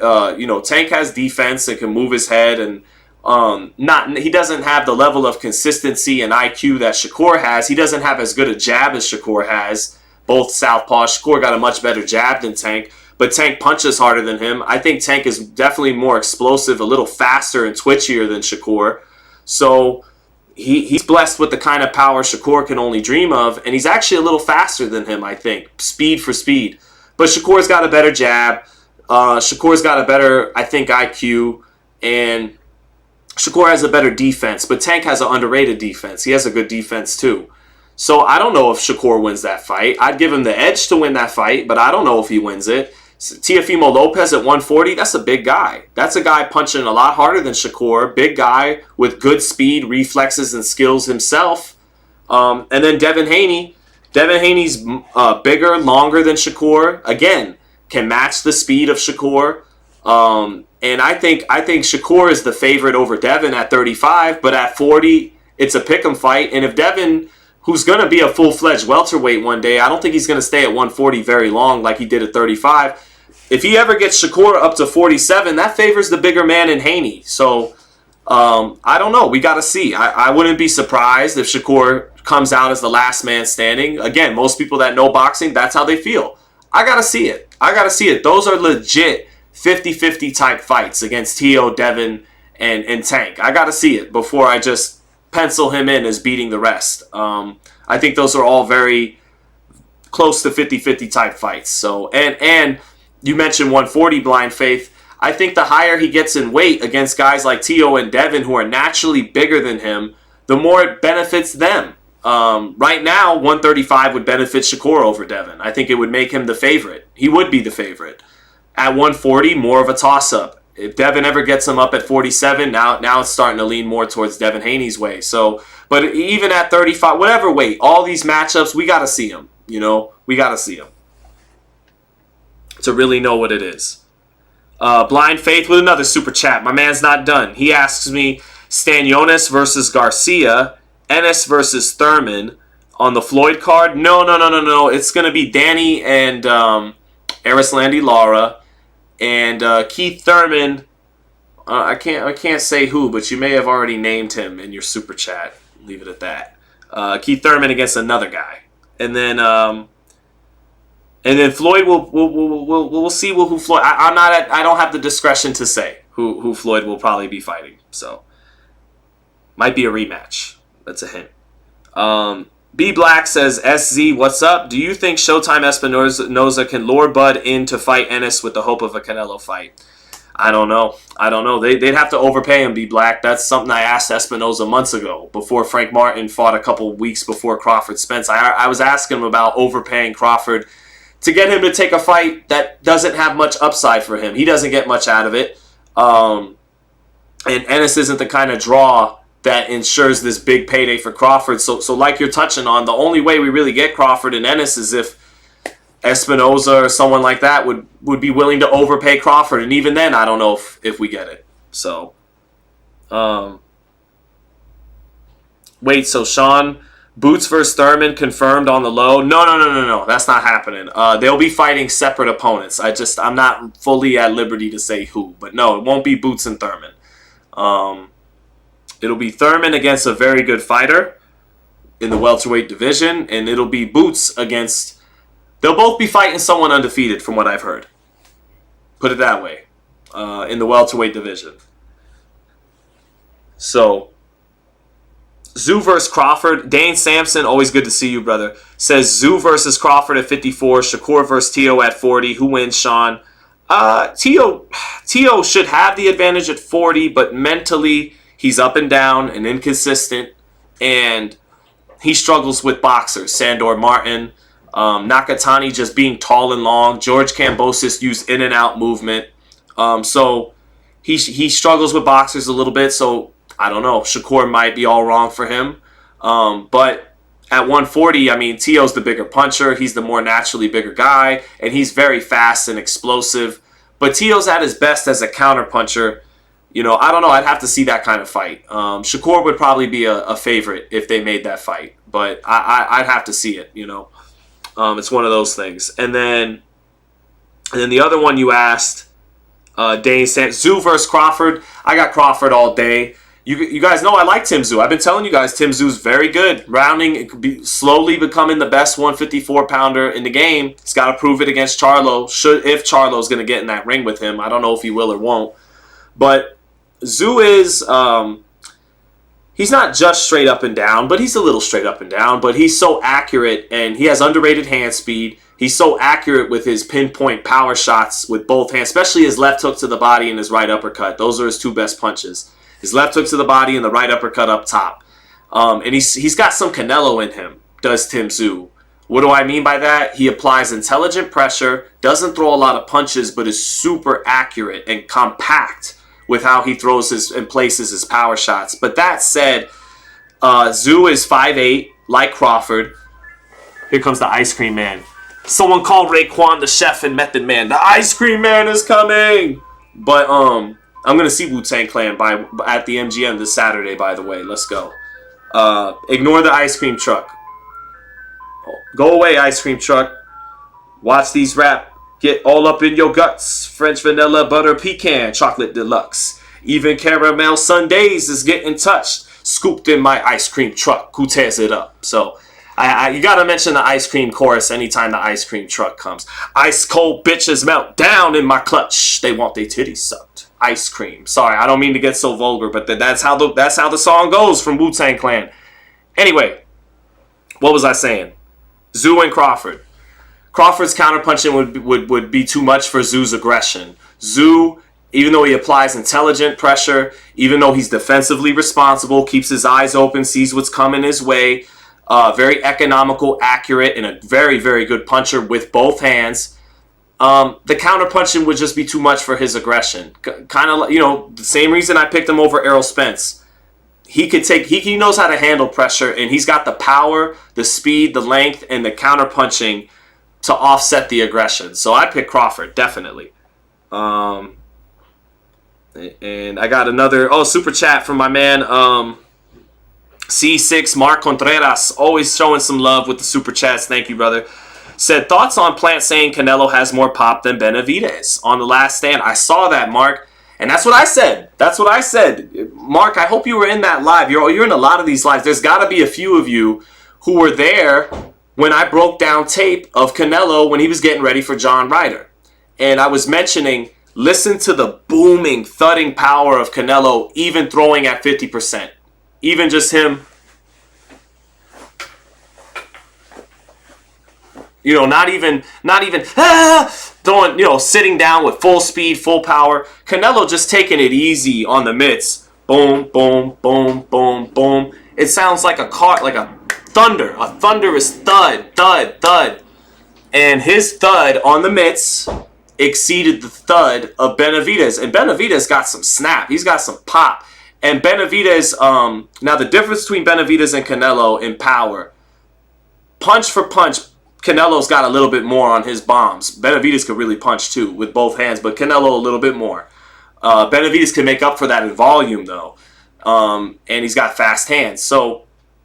But Canelo, one thing different about Benavidez and Canelo, for Benavidez to really generate KO power, he's got to generate some more torque. He really has to sit down and sit down with full power, full speed. When he takes something off his shots, some of the power leaves his punches in comparison to when he's really sitting down, giving full torque and velocity. Canelo, on the other hand, he can hurt you without throwing at full speed. Sometimes he throws that easy lead left hook. He leads it. He kind of throws it where he thinks is trying to escape out to, and it's long, and he just throws it as a lead hook. Even when he doesn't throw it hard, that shit hurts. Even when he just touches with the uppercut and the left hook to the body, it hurts.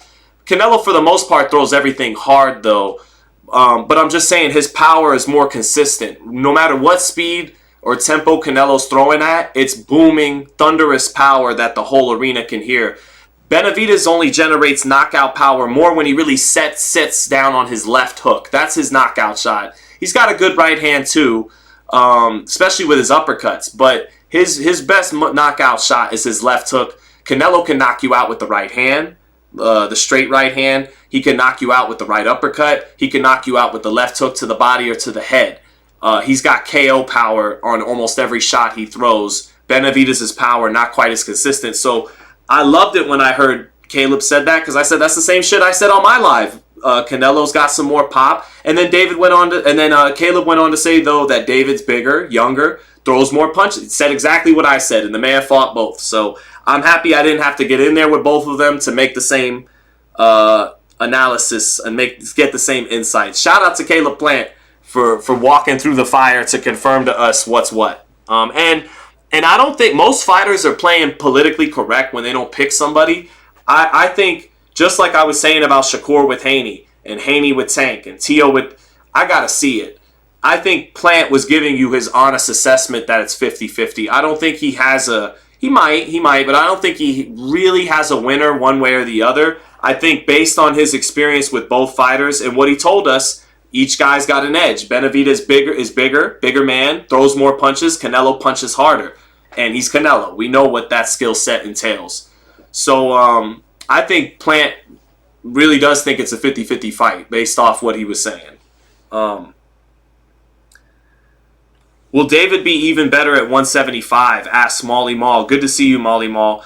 Yeah, I think he will be. I think going to 75 will do for him what going to 60 and 68 did for Canelo. Canelo was good at 54. Very good. He was the champion. He was the unified lineal champ until Floyd beat him. And then after that, he beats Lara in a close fight, picks up another belt against Liam Smith.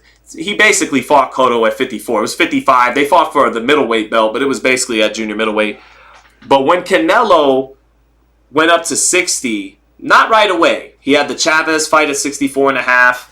He probably should have lost the first Golovkin fight, but when he really grew into himself in that second Golovkin fight at 160, that's when he became the man, arguably the best fighter in the world. And I think David, not sucking down to 68, getting to really be more comfortable in his body at 75, I do think he's going to be better at 75 than he was at 68. I think Devin Haney's going to be better at 140 than he was at 135. I think Shakur's been better at 30 and 35 than he was at 26. De La Hoya was better at 40 and 47 than he was at 30 and 35. You know, when you suck down to a weight because your youth allows you to, you get away with it. That's good. But you're always probably going to be better once you really grow into your man frame, your grown man strength, and into a comfortable weight that you really belong at. So I think, yeah, Benavidez will be better at 75 when that time comes. And the longer he goes sucking down to 68, that might help Canelo. You know, as he gets closer to 30, his body might make it tougher and tougher on him. He's had some fights where he looked a little too thin on fight night. Maybe it was Ellis or Romero, Alexis Angulo. He dominated both fights. But his abdomen, he looked a little too thin, boiling down to 68. So, and he looked thin right at the area you don't want to be vulnerable at against Canelo, right in the midsection. So, you know, we'll see. But some of them tall, skinny guys could take a body shot. Ask Eric Morales in the Barrera fights.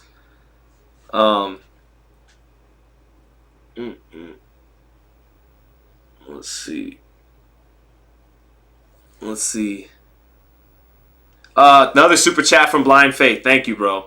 Blind Faith just wants the all-time matchup fight picks. Crawford versus Oscar. Inoue versus Salvador Sanchez. Shushu Carrington versus Robezi Ramirez. Bivol versus Beterbiev. Julio Cesar Chavez versus Juan Manuel Marquez. Julian Jackson against Tommy Hearns. I'm going to the Nas and the Wu concert as well, Sean. Shout out. Yes, that's awesome. All right. Crawford and Oscar. I think you've asked some of these before, Blind Faith. Crawford and Oscar. I got to give the edge to Crawford. Almost begrudgingly, because I love Oscar De La Hoya. Grew up loving his pay-per-views. He's one of the main reasons I love boxing, was De La Hoya fight nights on pay-per-view, at friends' houses, at cookouts. But I think, the Oscar that fought Quartey, the Oscar that fought Chavez at 140, maybe he gets it done against Terrence Crawford. But Oscar had that bad habit of fading late in fights a little bit. And then Pernell Whitaker, I didn't think that was a robbery. I think Oscar out-hustled Whitaker. But Whitaker, past his prime, with his counterpunching and his defense and southpaw style, still made Oscar miss a lot and struggle. And I think Crawford, would have been able to take it a step or two further, and not just make a miss, but he doesn't have Pernell Whitaker's defense, but he could counterpunch like Pernell Whitaker, and he punched harder than Pernell Whitaker, and he was bigger than Pernell Whitaker, 5'8", longer arms. Pernell was about 5'6". That's a 50-50 fight. I mean, I know Terrence Crawford has tremendous respect for Oscar De La Hoya. I was in Jay Prince's mansion once after interviewing Shakur back around the pandemic, and they had De La Hoya Trinidad on in the house, and Terrence was saying, man, they just forget on me. This was the quote, on me Oscar was good. They forget. That he was saying things along those lines. So I know Terrence definitely respects De La Hoya. He was saying he thinks De La Hoya would beat all these guys today, not including himself, but I remember him saying that. So it's a 50-50 fight. I'd have to give the edge to Crawford. Just the edge. Begrudgingly, I love Oscar, but those late round fades could have been the difference between winning or losing against the best of the best like Terrence. Inoue, Salvador Sanchez. I mean, we haven't seen Inoue at 26 yet. I'm going to say Salvador because he could punch. He had good pop. He could move. He had great boxing skill. And he's my favorite Mexican fighter of all time, so I'm going to say Salvador Sanchez. But Shushu versus Robezi. Shushu's not ready yet. Shushu has to continue to trust Top Rank's development. He's not ready for Ramirez yet, but he could beat Ramirez one day. I think Shushu might become the best featherweight in the game. He gets hit a little bit too much because he loves to stay in the pocket. For as fast and as skilled as he is in the pocket, he should start finding ways to getting hit a little less. And also, Shushu's really good in the pocket, but he doesn't punch hard. So he might want to mix in some boxing, some back foot action to go with his pocket prowess, which is excellent, but he's not a puncher. So Shushu's got to grow before he gets in there with Robezi. But if Shushu can implement some things, make himself a little bit more well-rounded on the outside, on the back foot, and to mix with how good he is in the pocket, with his hand speed and skills, Shushu could become the man at 26 one day. But we'll see. Bivol and Beterbiev, I got to go Bivol. Younger, better jab, has the kind of strength and neck and frame to withstand Beterbiev's power in spots. Not if he's getting hit consistently over 12 rounds. Nobody can hold up to that power at that weight for a consistent basis. But if he's outboxing Beterbiev and he just has to withstand some scary moments, I think he's strong enough to do that. Younger, a little quicker, better jab. But Beterbiev showed me against Joe Smith, he's got some great footwork too. He doesn't only just fight on the front foot. He can move around too. I'd give the edge to Bivol, but I think Beterbiev enamors the public more. Not just because mostly because he's a puncher. Perfect knockout ratio, has more belts than Bivol, fights with a lot more. He tries to get you out of there, and does. Bivol doesn't have that kind of temperament. So I feel like the public is a little more enamored and impressed with Beterbiev. Even if we pick Bivol over him, we still like what Beterbiev brings to the light heavyweight division a little bit more. Even with Bivol beating Canelo, I think people in the light heavyweight division hold a little bit more respect for Beterbiev. But I'd favor Bivol. Younger, better jab, and has the physical strength, I think, to withstand some scary moments from the power of Beterbiev. And then Julian Jackson against Tommy Hearns. Julian Jackson might knock out Tommy because Tommy didn't have a good chin. And he was a natural 54, 60-pounder. Tommy, a skinny welterweight who was always able to pack on pounds and keep moving up. But we saw guys like Barkley were able to knock out Hearns because they punched hard. But Iran Barkley was a lot more durable than Julian Jackson. And if Julian Jackson and Tommy Hearns would have came down to who lands first, maybe Tommy Hearns does win because he's going to tag Julian before Julian tags him. That fight comes down to Julian's chin. Can Julian take some right hands from Tommy Hearns long enough to land his right hand? Because we know how Hearns' chin is going to react to his right hand. But I think Hearns' right hand is going to hit him first. So that's what that fight would have came down to. And then a super chat from A122 asks, who's going to win, Benavidez or Andrade? Benavidez. Benavidez is going to beat Andrade. Andrade will do his thing early, but second half of the fight, I think David drowns him in deep waters. But we'll see. And A1 22nd St. Louis. Rewind earlier to the stream if you want a more detailed breakdown on that. But thank you, brother. Quick super chat again from my man C6 Mark Contreras says, "Are you taking Benavidez over Bivol and better Biev?" He's got to prove that.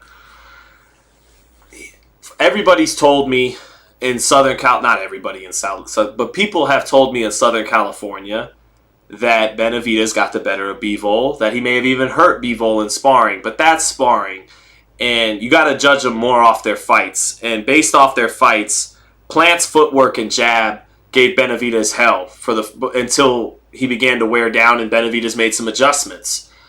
Bivol has maybe even a better jab and definitely a more stinging jab, more power on it than Caleb Plant, and he possesses a lot of a very educated footwork, not as flashy as Caleb Plant, but maybe more substantive and more effective against a guy. Certainly was against Canelo, so maybe the same thing against Benavidez. He brings the jab and the movement that Caleb Plant brought, but he punches harder than Caleb Plant and much more durable and a big, strong, light heavyweight, unlike Caleb Plant, who, so based on their fights, Bivol would deserve to be the favorite. But I wouldn't be surprised if Benavidez beats Bivol because I think Benavidez has a more complete offensive arsenal than Bivol, but he's got to get past the jab.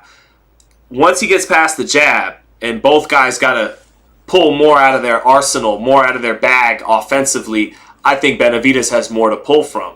And I think he throws better combinations than Bivol. But if he can't get past the jab of Bivol, he's not going to make it that kind of fight where all that stuff can come into play for him. So that's how that fight would be.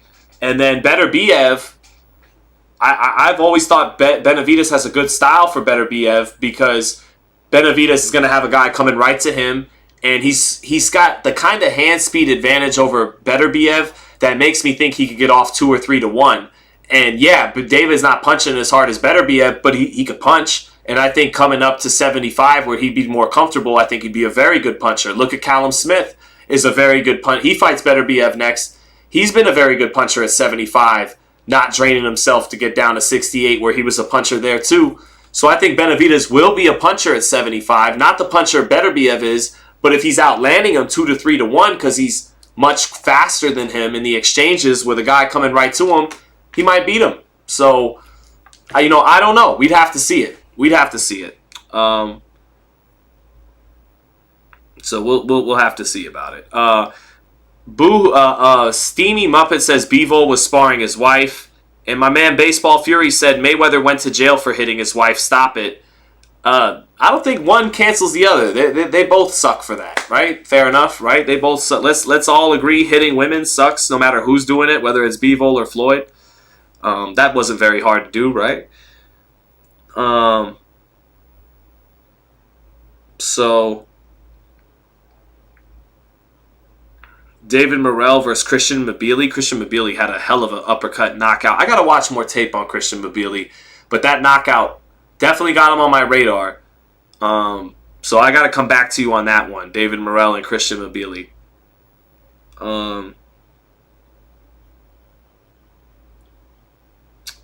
I3WN3Y says, what if someone kills the pressure? Well, it happens all the time. That's what Terrence Crawford is the best at doing right now. He killed Spence's pressure.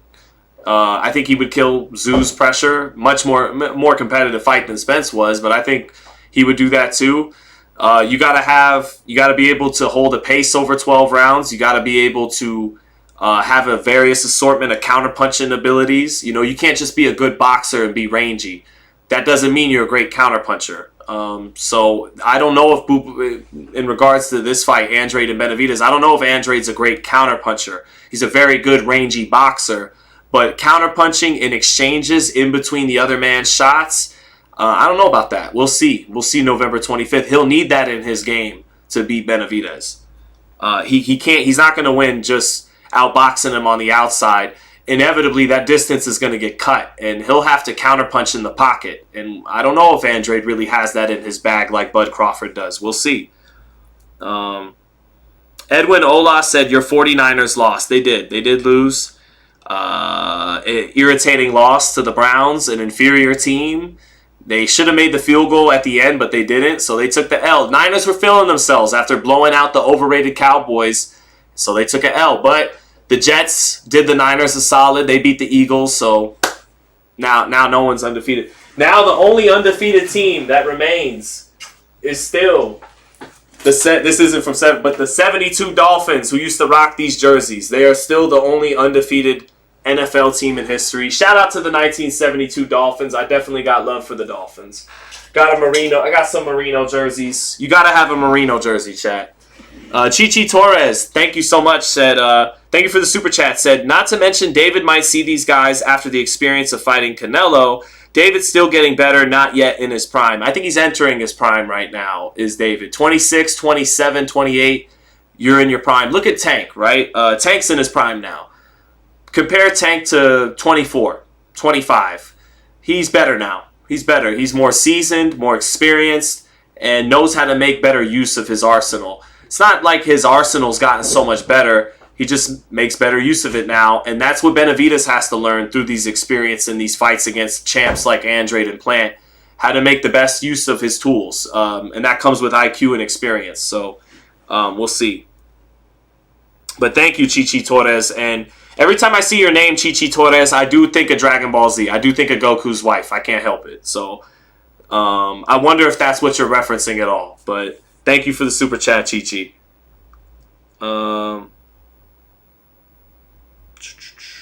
All right, Steamy Muppet, we're going to have to put you in timeout because you already said that 55 times. Hold on. There we go. Sorry about that, but got to chill. You got to push for... We got to push for Morrell versus Mabili. I don't know, man. It's two prospects. Why? Let them both build their careers up. I'm not doing the over-marination thing, okay? I'm not saying that. I'm not saying build it up until people are tired of it and then you finally make it in your 30s. I'm not saying that. But right now, Morrell and Mabili, David Morrell should find a way to get that Caleb Plant fight. They got the same manager. Caleb Plant has no reason to want to take that fight, but that's the kind of step-up fight David Morrell should be looking for. Jamal Charlo, if he gets past Jose Benavidez, Caleb Plant. David Morrell is about ready to beat those guys. And Christian Mabili, beautiful uppercut knockout. It's just there's nothing in it for them to fight each other just yet. Charles N is trolling with the Loma's the greatest fighter since Jack Johnson. Charles N, you had a great comment at the beginning of the chat saying this stream took longer than Mayweather-Pacquiao to make. Let's see. But make sure I didn't miss nobody here. We'll get out of here, chat.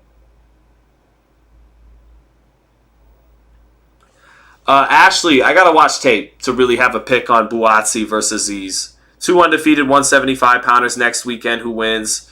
Don't want to just give you a pick, Ashley. I'd have to really break some tape down. But I did hear that boxer who's broadcasting that fight, they signed with Peacock. That's cool. And then before I leave too, Keyshawn Davis didn't have an impressive showing. I thought he won the fight wider than the cards had it, but Keyshawn Davis kept trying to he wanted that counter, that shoulder roll right hand counter too much. And I likened it on the live stream to a quarterback who can't go beyond his first read. Like that was his first read. Counter punch him with the straight right hand. And when he did other things, double jab, used his jab, went to the body, that's where he found more success. But Keyshawn too often kept looking for that first read, that counter right hand, and should have made other adjustments that would have made him more impressive. It was kind of the least impressive performance I've seen from him, but these things can happen. He fought a capable guy in Nasir Albright. I'm still high on Keyshawn. But for comparison's sake, Abdullah Mason, in some ways, at 19, already looks sharper than he did Saturday night. That just shows how top of a prospect Abdullah Mason is. Keyshawn's got some things to work on when he goes back and watches that fight, but nothing wrong with that.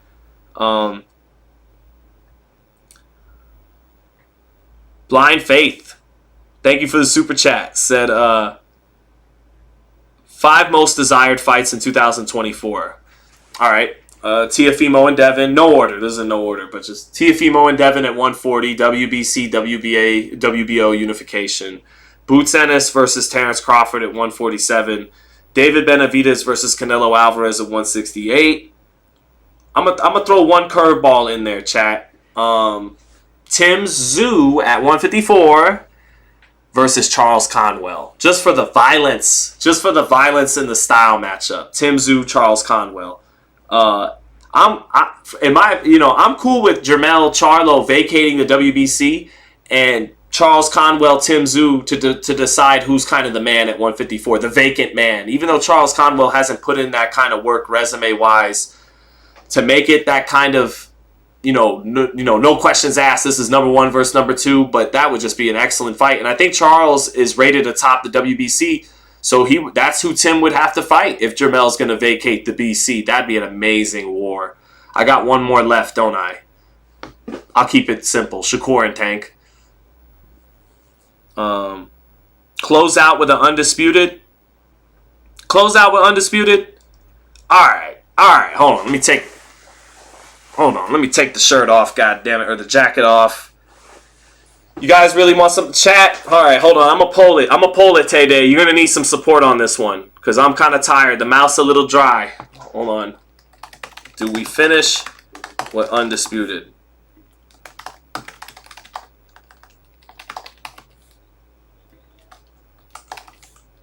All right, chat. Quickly. Let's get some. Chichi Torres said, Keyshawn, maybe a bad camp without Bomac, maybe, but people don't want to hear those kinds of things. They're not going to cut him that kind of slack. People are giving Keyshawn a lot of flack because he calls out big names that might not be realistic right now, and then he's real buddy-buddy with Shakur, which is a fighter in his own weight class. People don't like that kind of stuff. So he's not going to get the benefit of the doubt by a lot of people right now. I think it's fair what you're bringing up. Didn't have Bomac there. Fair enough, yeah. He didn't have him in camp. He was there on fight night, but didn't have him in camp. But, no, it's on Keyshawn. Keyshawn's better than he showed. And at the end of the day, that does fall on Keyshawn. Maybe Bomac not being there in camp had something to do with it, but it falls on Keyshawn at the end of the day. Michael Manning said, let's do it. All right, let me see. 21 votes. And we already got 80% of people. That means about 20 of you already asked. All right. Let's go. Let's do it. Let's boot up some Undisputed. It's been too long anyways. I really am no Mashanko, chat. I played Undisputed last night and 20 straight people, literally 20 people rage quit in a row. They just don't want to fight your boy anymore. So, your boy made some adjustments to the style. Started boxing more. And they can't handle it. All right, here we go. All right, chat. We'll finish with some Undisputed. You guys were kind enough to ask. Should ask Wilder about fighting Hrgovic. That fight ain't happening. Hrgovic is going to get a shot at someone eventually because of his mandatory positioning that he keeps getting into. But it's not going to be Wilder. What's up, Jameson Childress? How you doing, man? How you doing? All right, chat. You got it, Tay-Day. I got you, Tay-Day. You're my guy. You're always good to us here in the live, so I got you. Let me turn my monitor down a little bit, though. Chat, I'm going to use Larry Holmes. Larry Holmes is amazing in this game. All right, here we go.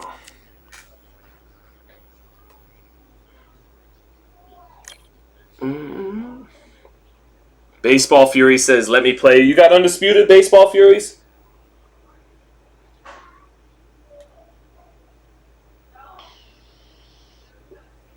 I just heard my family get here.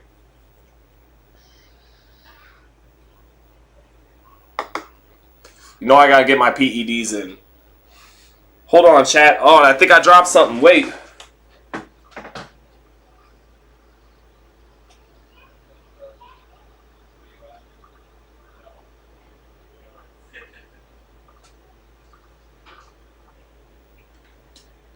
Oh, I found whatever I was looking for. When I dropped something.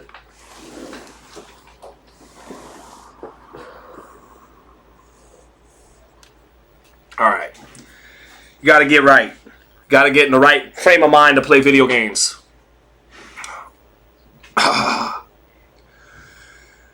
Let's see. Sean, now PBC's moving. We can get. Can we get tournaments now? I don't know, Blind Faith. I would hope so. We'll see. I'm cool with PBC going to Amazon because Amazon's kind of the future. They're doing their thing with Thursday Night Football. I think they're killing the production of it.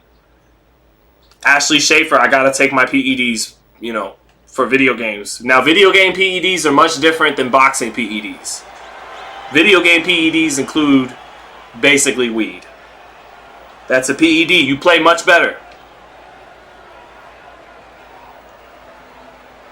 I don't know how I ever used to play video games without weed. Welcome to the WBC Arena. No wonder as a teenager and as a kid you inevitably wind up going outside. Because you didn't smoke weed. You smoked weed, you played the game all day. Alright, here's Hef. 62 wins, 19 losses, going up against your boy, Nomashanko. FightHype. I made that my nickname after I kept making these boys quit time and time and time again. The heavyweight division in the Tommy the Duke. All right, here we go, chat. And with that, we're going to have to put hands on Tommy Gunn. We're going to have to do him like Rocky Balboa did at the end of Rocky V. Here we go. Your boy, Larry Holmes. Give me a second to get in the rhythm, chat. He parries away that left hook. That left counter was perfectly timed. Great counter right hand. Give me a second, chat. I gotta, you know, it's a little tougher when I play on stream. Neither man really defending themselves.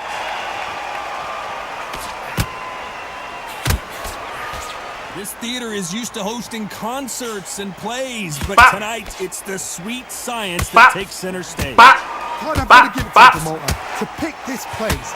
Every ticket is like gold. Oh, whoops. No, I didn't even throw those two straights. That was the game tripping.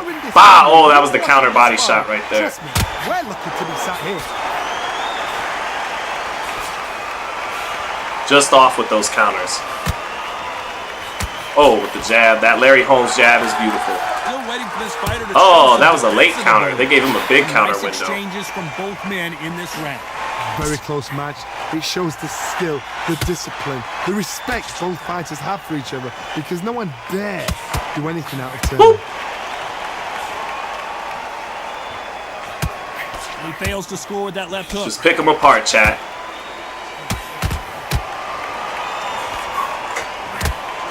Is that my wife? Oh, it's Leo. What's up, son? From both men. What's up, son? Daddy's just playing a little Undisputed. That one lands. Are you live? I am live. Come on, Leo. Leo, come here. I love you too, baby. You want to give Daddy a kiss? And this with that jab. Give me a kiss on cheek. I love you, baby. Say bye-bye, everyone. The scorecards are going to be all over the place. Say Larry Holmes. Oh, Larry Holmes counter left hook close to the end of the round. Bam. All right, chat. You know, we won the round, but the best work is yet to come. The best work is yet to come, chat.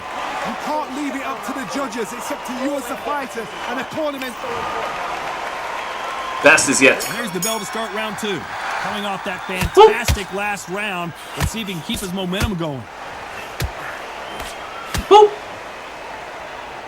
Boop. Oh, he got underneath it. He should have countered to the body. He got underneath it. You're not going to see a lot of finesse and skills from this guy. He wants to bury his forehead in your chest and pound away. Bop. Look at him loading up, wasting his energy on them big load-up shots. The head with a forearm. You've got to try and push him off balance. Oh, I tried to check hook him. Stay in your face. 3 body shots. Little check hook right there. Back on the jab. Both of these men showing exceptional chins. Boom. Power jab. Let him walk into something, chat. Oh, he's going to quit. Oh, no, he hasn't. He hasn't. All right. Jab. Jab. That Larry Holmes jab is beautiful. Jab. Blocks the hook. Jab. Power jab. Walk into it. Right hand counter.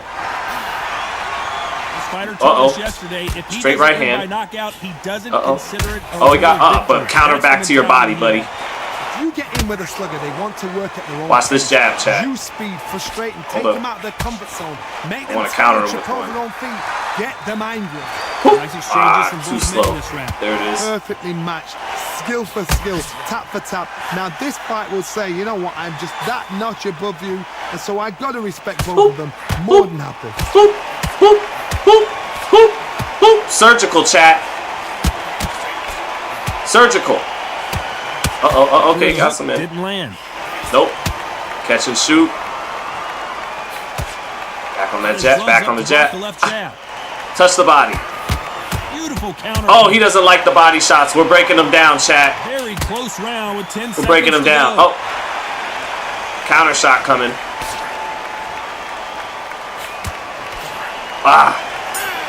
Good round. Good round, chat.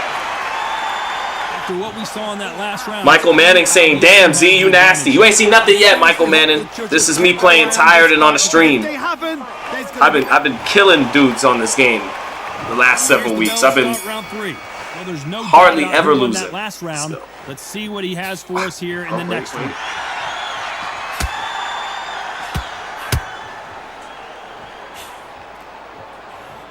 Nope. Bop, bop, bop. And he just missed with that left jab. Okay, wait. There we go. Counter punch. There we go. Catch and shoot in the pocket. Lead hook. Touch him. Touch him. To the body. You can win the fight. Oh, that's how you do it, chat. Look, he doesn't want to fight no more, chat. We're beating the fight out of Tommy Gunn. Of course they're going to look for that knockout because it makes a night. Okay, good shots. Good shots. He's still in it. Catch. Oh, he stepped out of range for the counter. Oh. Oh, jabbed him in between his punches. Jab, touch him with the jab on the way in. Oh, okay, we trade hooks. Catch.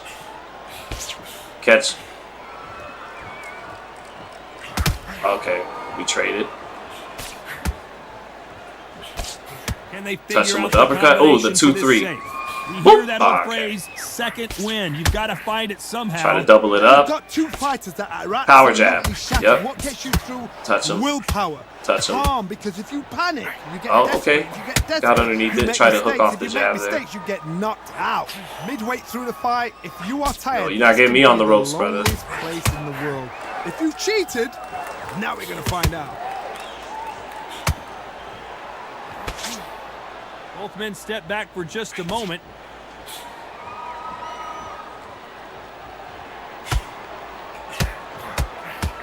I don't like that. I don't like him getting in those body shots. 10 seconds to go. Boom! There's that little turn him hook. All right. We'll take it. This is undisputed, Ariane. Carry that into the next round. Dominance, without a doubt, made it look so easy.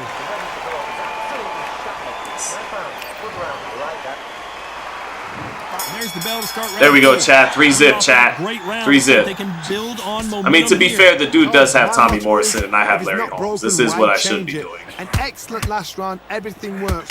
Wait for the reaction. He's getting in some shots here at close range. Because you've won that hands down. You keep picking them apart.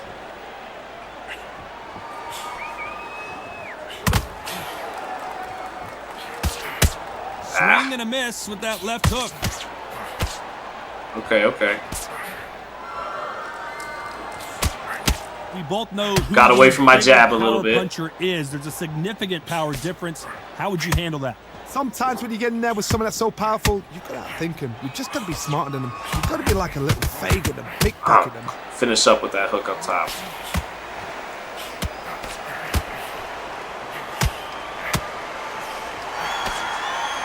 Not a lot of punch. I didn't mean to do that. I didn't mean to do that move. Here. Big shots from both these fighters. Got to be careful, though. They're so close, so close. How can you separate them? It's going to be a hard night tonight for the judges. You can tell he's stronger, but he's not faster.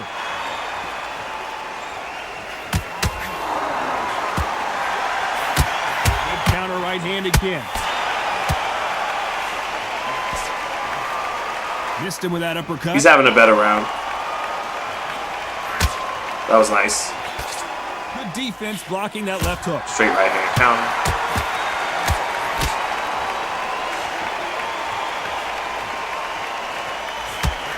Gotta let your hands go a little bit. It's okay to be aggressive now. Despite what the judges' scorecards read, there are no losers in this one. Got him. Got him. Counter shot. All right, I'm back on my shit to start the fifth. He had a couple moments there. On to the fifth we go. Last round, complete domination. Oh, it's Wreak Havoc. It's my biggest fan. What's up, Wreak Havoc? I know you check out every interview, all the lives. How you doing, brother? In the early rounds of a fight, you'll see two boxers feel each other out, test each other's power, and I think this boxer has decided I can walk through anything that lands.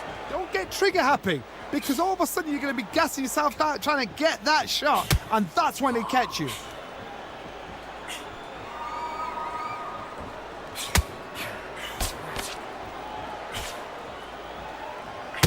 His jab just got blocked.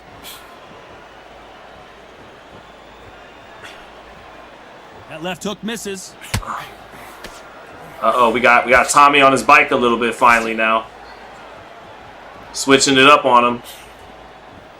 Don't let this fighter's speed fool you. There's some method to the madness. These are precision shots, and they're coming at lightning speed. Let me explain to you about a fast fighter that's got hand speed and footwork.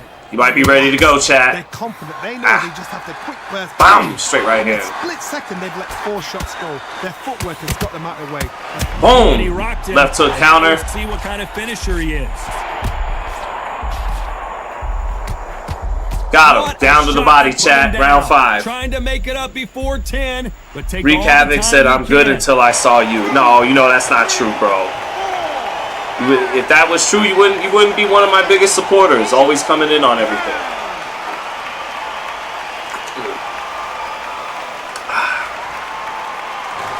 What's up, Jason Dragneel? Appreciate that, bro. Let's get this knockout, chat. Come on, Wreak Havoc. Let's finish off Tommy Morrison. We could do it. With your support. We didn't get the knockdown till Wreak Havoc came in the chat.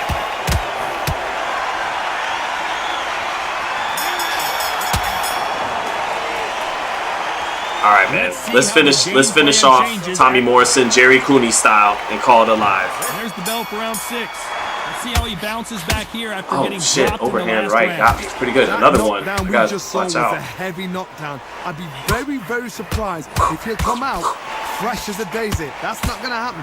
He's got a hustle, man. He's got a block. Oh, man, he's taking a beating. Right back at you, buddy. Here we go. We're going to finish him. Finish him. Blocks that right hook. Finish him. Beautiful counter shot. Come on, Larry. Put him away. When we talk about a fighter having power, don't just look at the head punches they throw. Look at the body shots. That could be the real difference. This could be really intimidating, Todd. If you know somebody's got the punch power, someone's got the speed, someone can take you out with a simple jab. It can be intimidating. It depends on how confident you are to target. He's taking it, chat. To this safe. Skill for skill, tap for tap. Oh, shit. Made in heaven. I gotta chill. I'm exchanging with this man. Trying to exchange with him, get him out of there, but it's dangerous.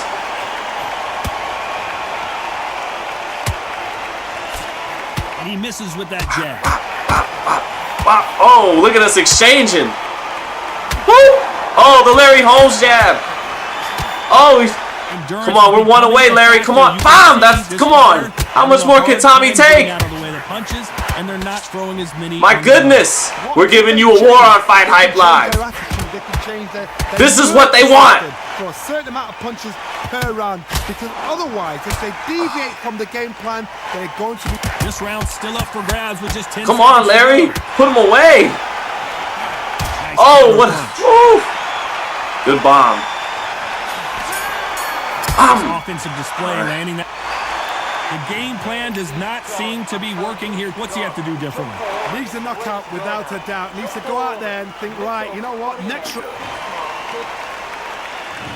There's the bell. Come on, chat. We're going to finish him. Safe to say that last round was a nightmare. Let's see if we can turn it around here. That was a tough last round. Now you've got to make sure he doesn't put it on you, and that's what he's going to try and do. So tie him up, hold him, lean on him. Don't get drawn into a fight. Not yet. Not until your senses have come back.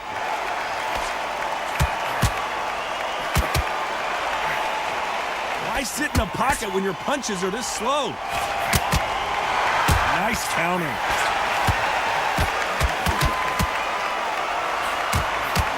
Ooh.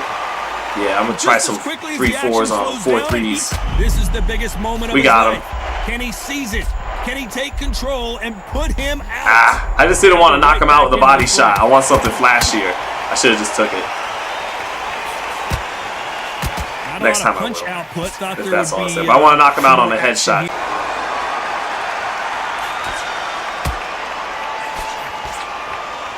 These two are the perfect dance partners. This fighter has determined that they can walk through any punches that their opponent throws, and that's a very confident spot to be in.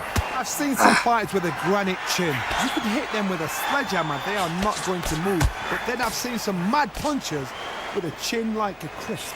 As soon as you touch them, they're gone. And this is the danger spot. This is when you get in the ring feeling like you're King Kong, because you know you've got a chin that is not going to get dented. Can't connect with that right hook. Can't get no counter off. We'll get one. Ooh.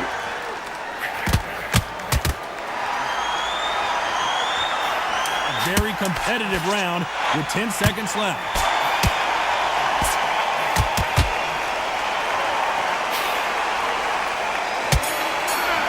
Let's go. All right, chat. Let's get this. Come on, let's get this. Joe Lewis says, "Are you playing online?" Yes, sir. We are.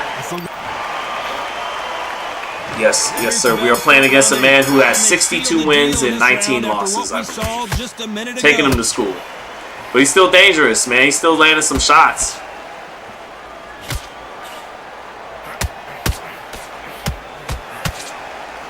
That right hook won't score. Damn. Can't get. All right, I got to use some more movement here. Get off the ropes. He pinned me there finally. Action, and they are giving us action. All right, let me stay on the. Let me do my thing and box. Oh, there we go. Punches. Shit. This fighter has determined that they can did he walk quit? through any I don't know what happened. punches He just that let me their tee opponent off on him. throws, and that's a very confident spot to be in. The problem with having a chin that everybody knows if they hit you, you're hurt, you're gone. You've got to protect that, but you've also got to get your shots off. And they forget, you can bang too.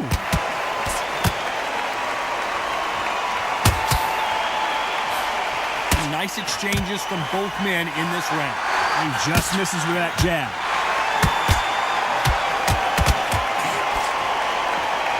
Still tough. We switch stances back. Settle it Giving us a down. high-tempo show. This fighter's sort of the death by 1,000 paper cuts approach. He'll hit you 1,000 times before you can land once. Some fighters are just gifted with such hand speed, footwork, movement. They are gifted. They are the chosen few. Good counter. There it is. There it is. Ah, shit. He's tough, man. He won't go down. This round's still up for grabs with just 10 seconds to go. Look at that double. Did he quit? Yeah, they quit. Nomashanko strikes again. So there you have it. That's it. He quit. Now, and that is not Your boy Larry Holmes with the TKO. The corner didn't want to see any more of it. The man didn't want to take any more of that beating. His team is going to give him hellfire. This is what you work on as a fighter.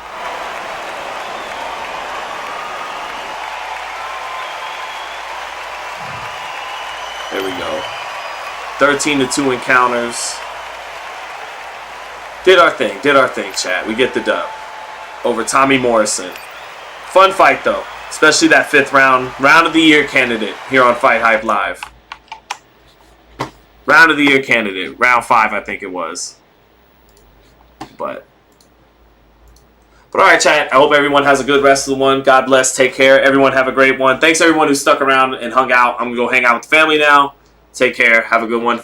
Check back in Wednesday after I get home from San Francisco.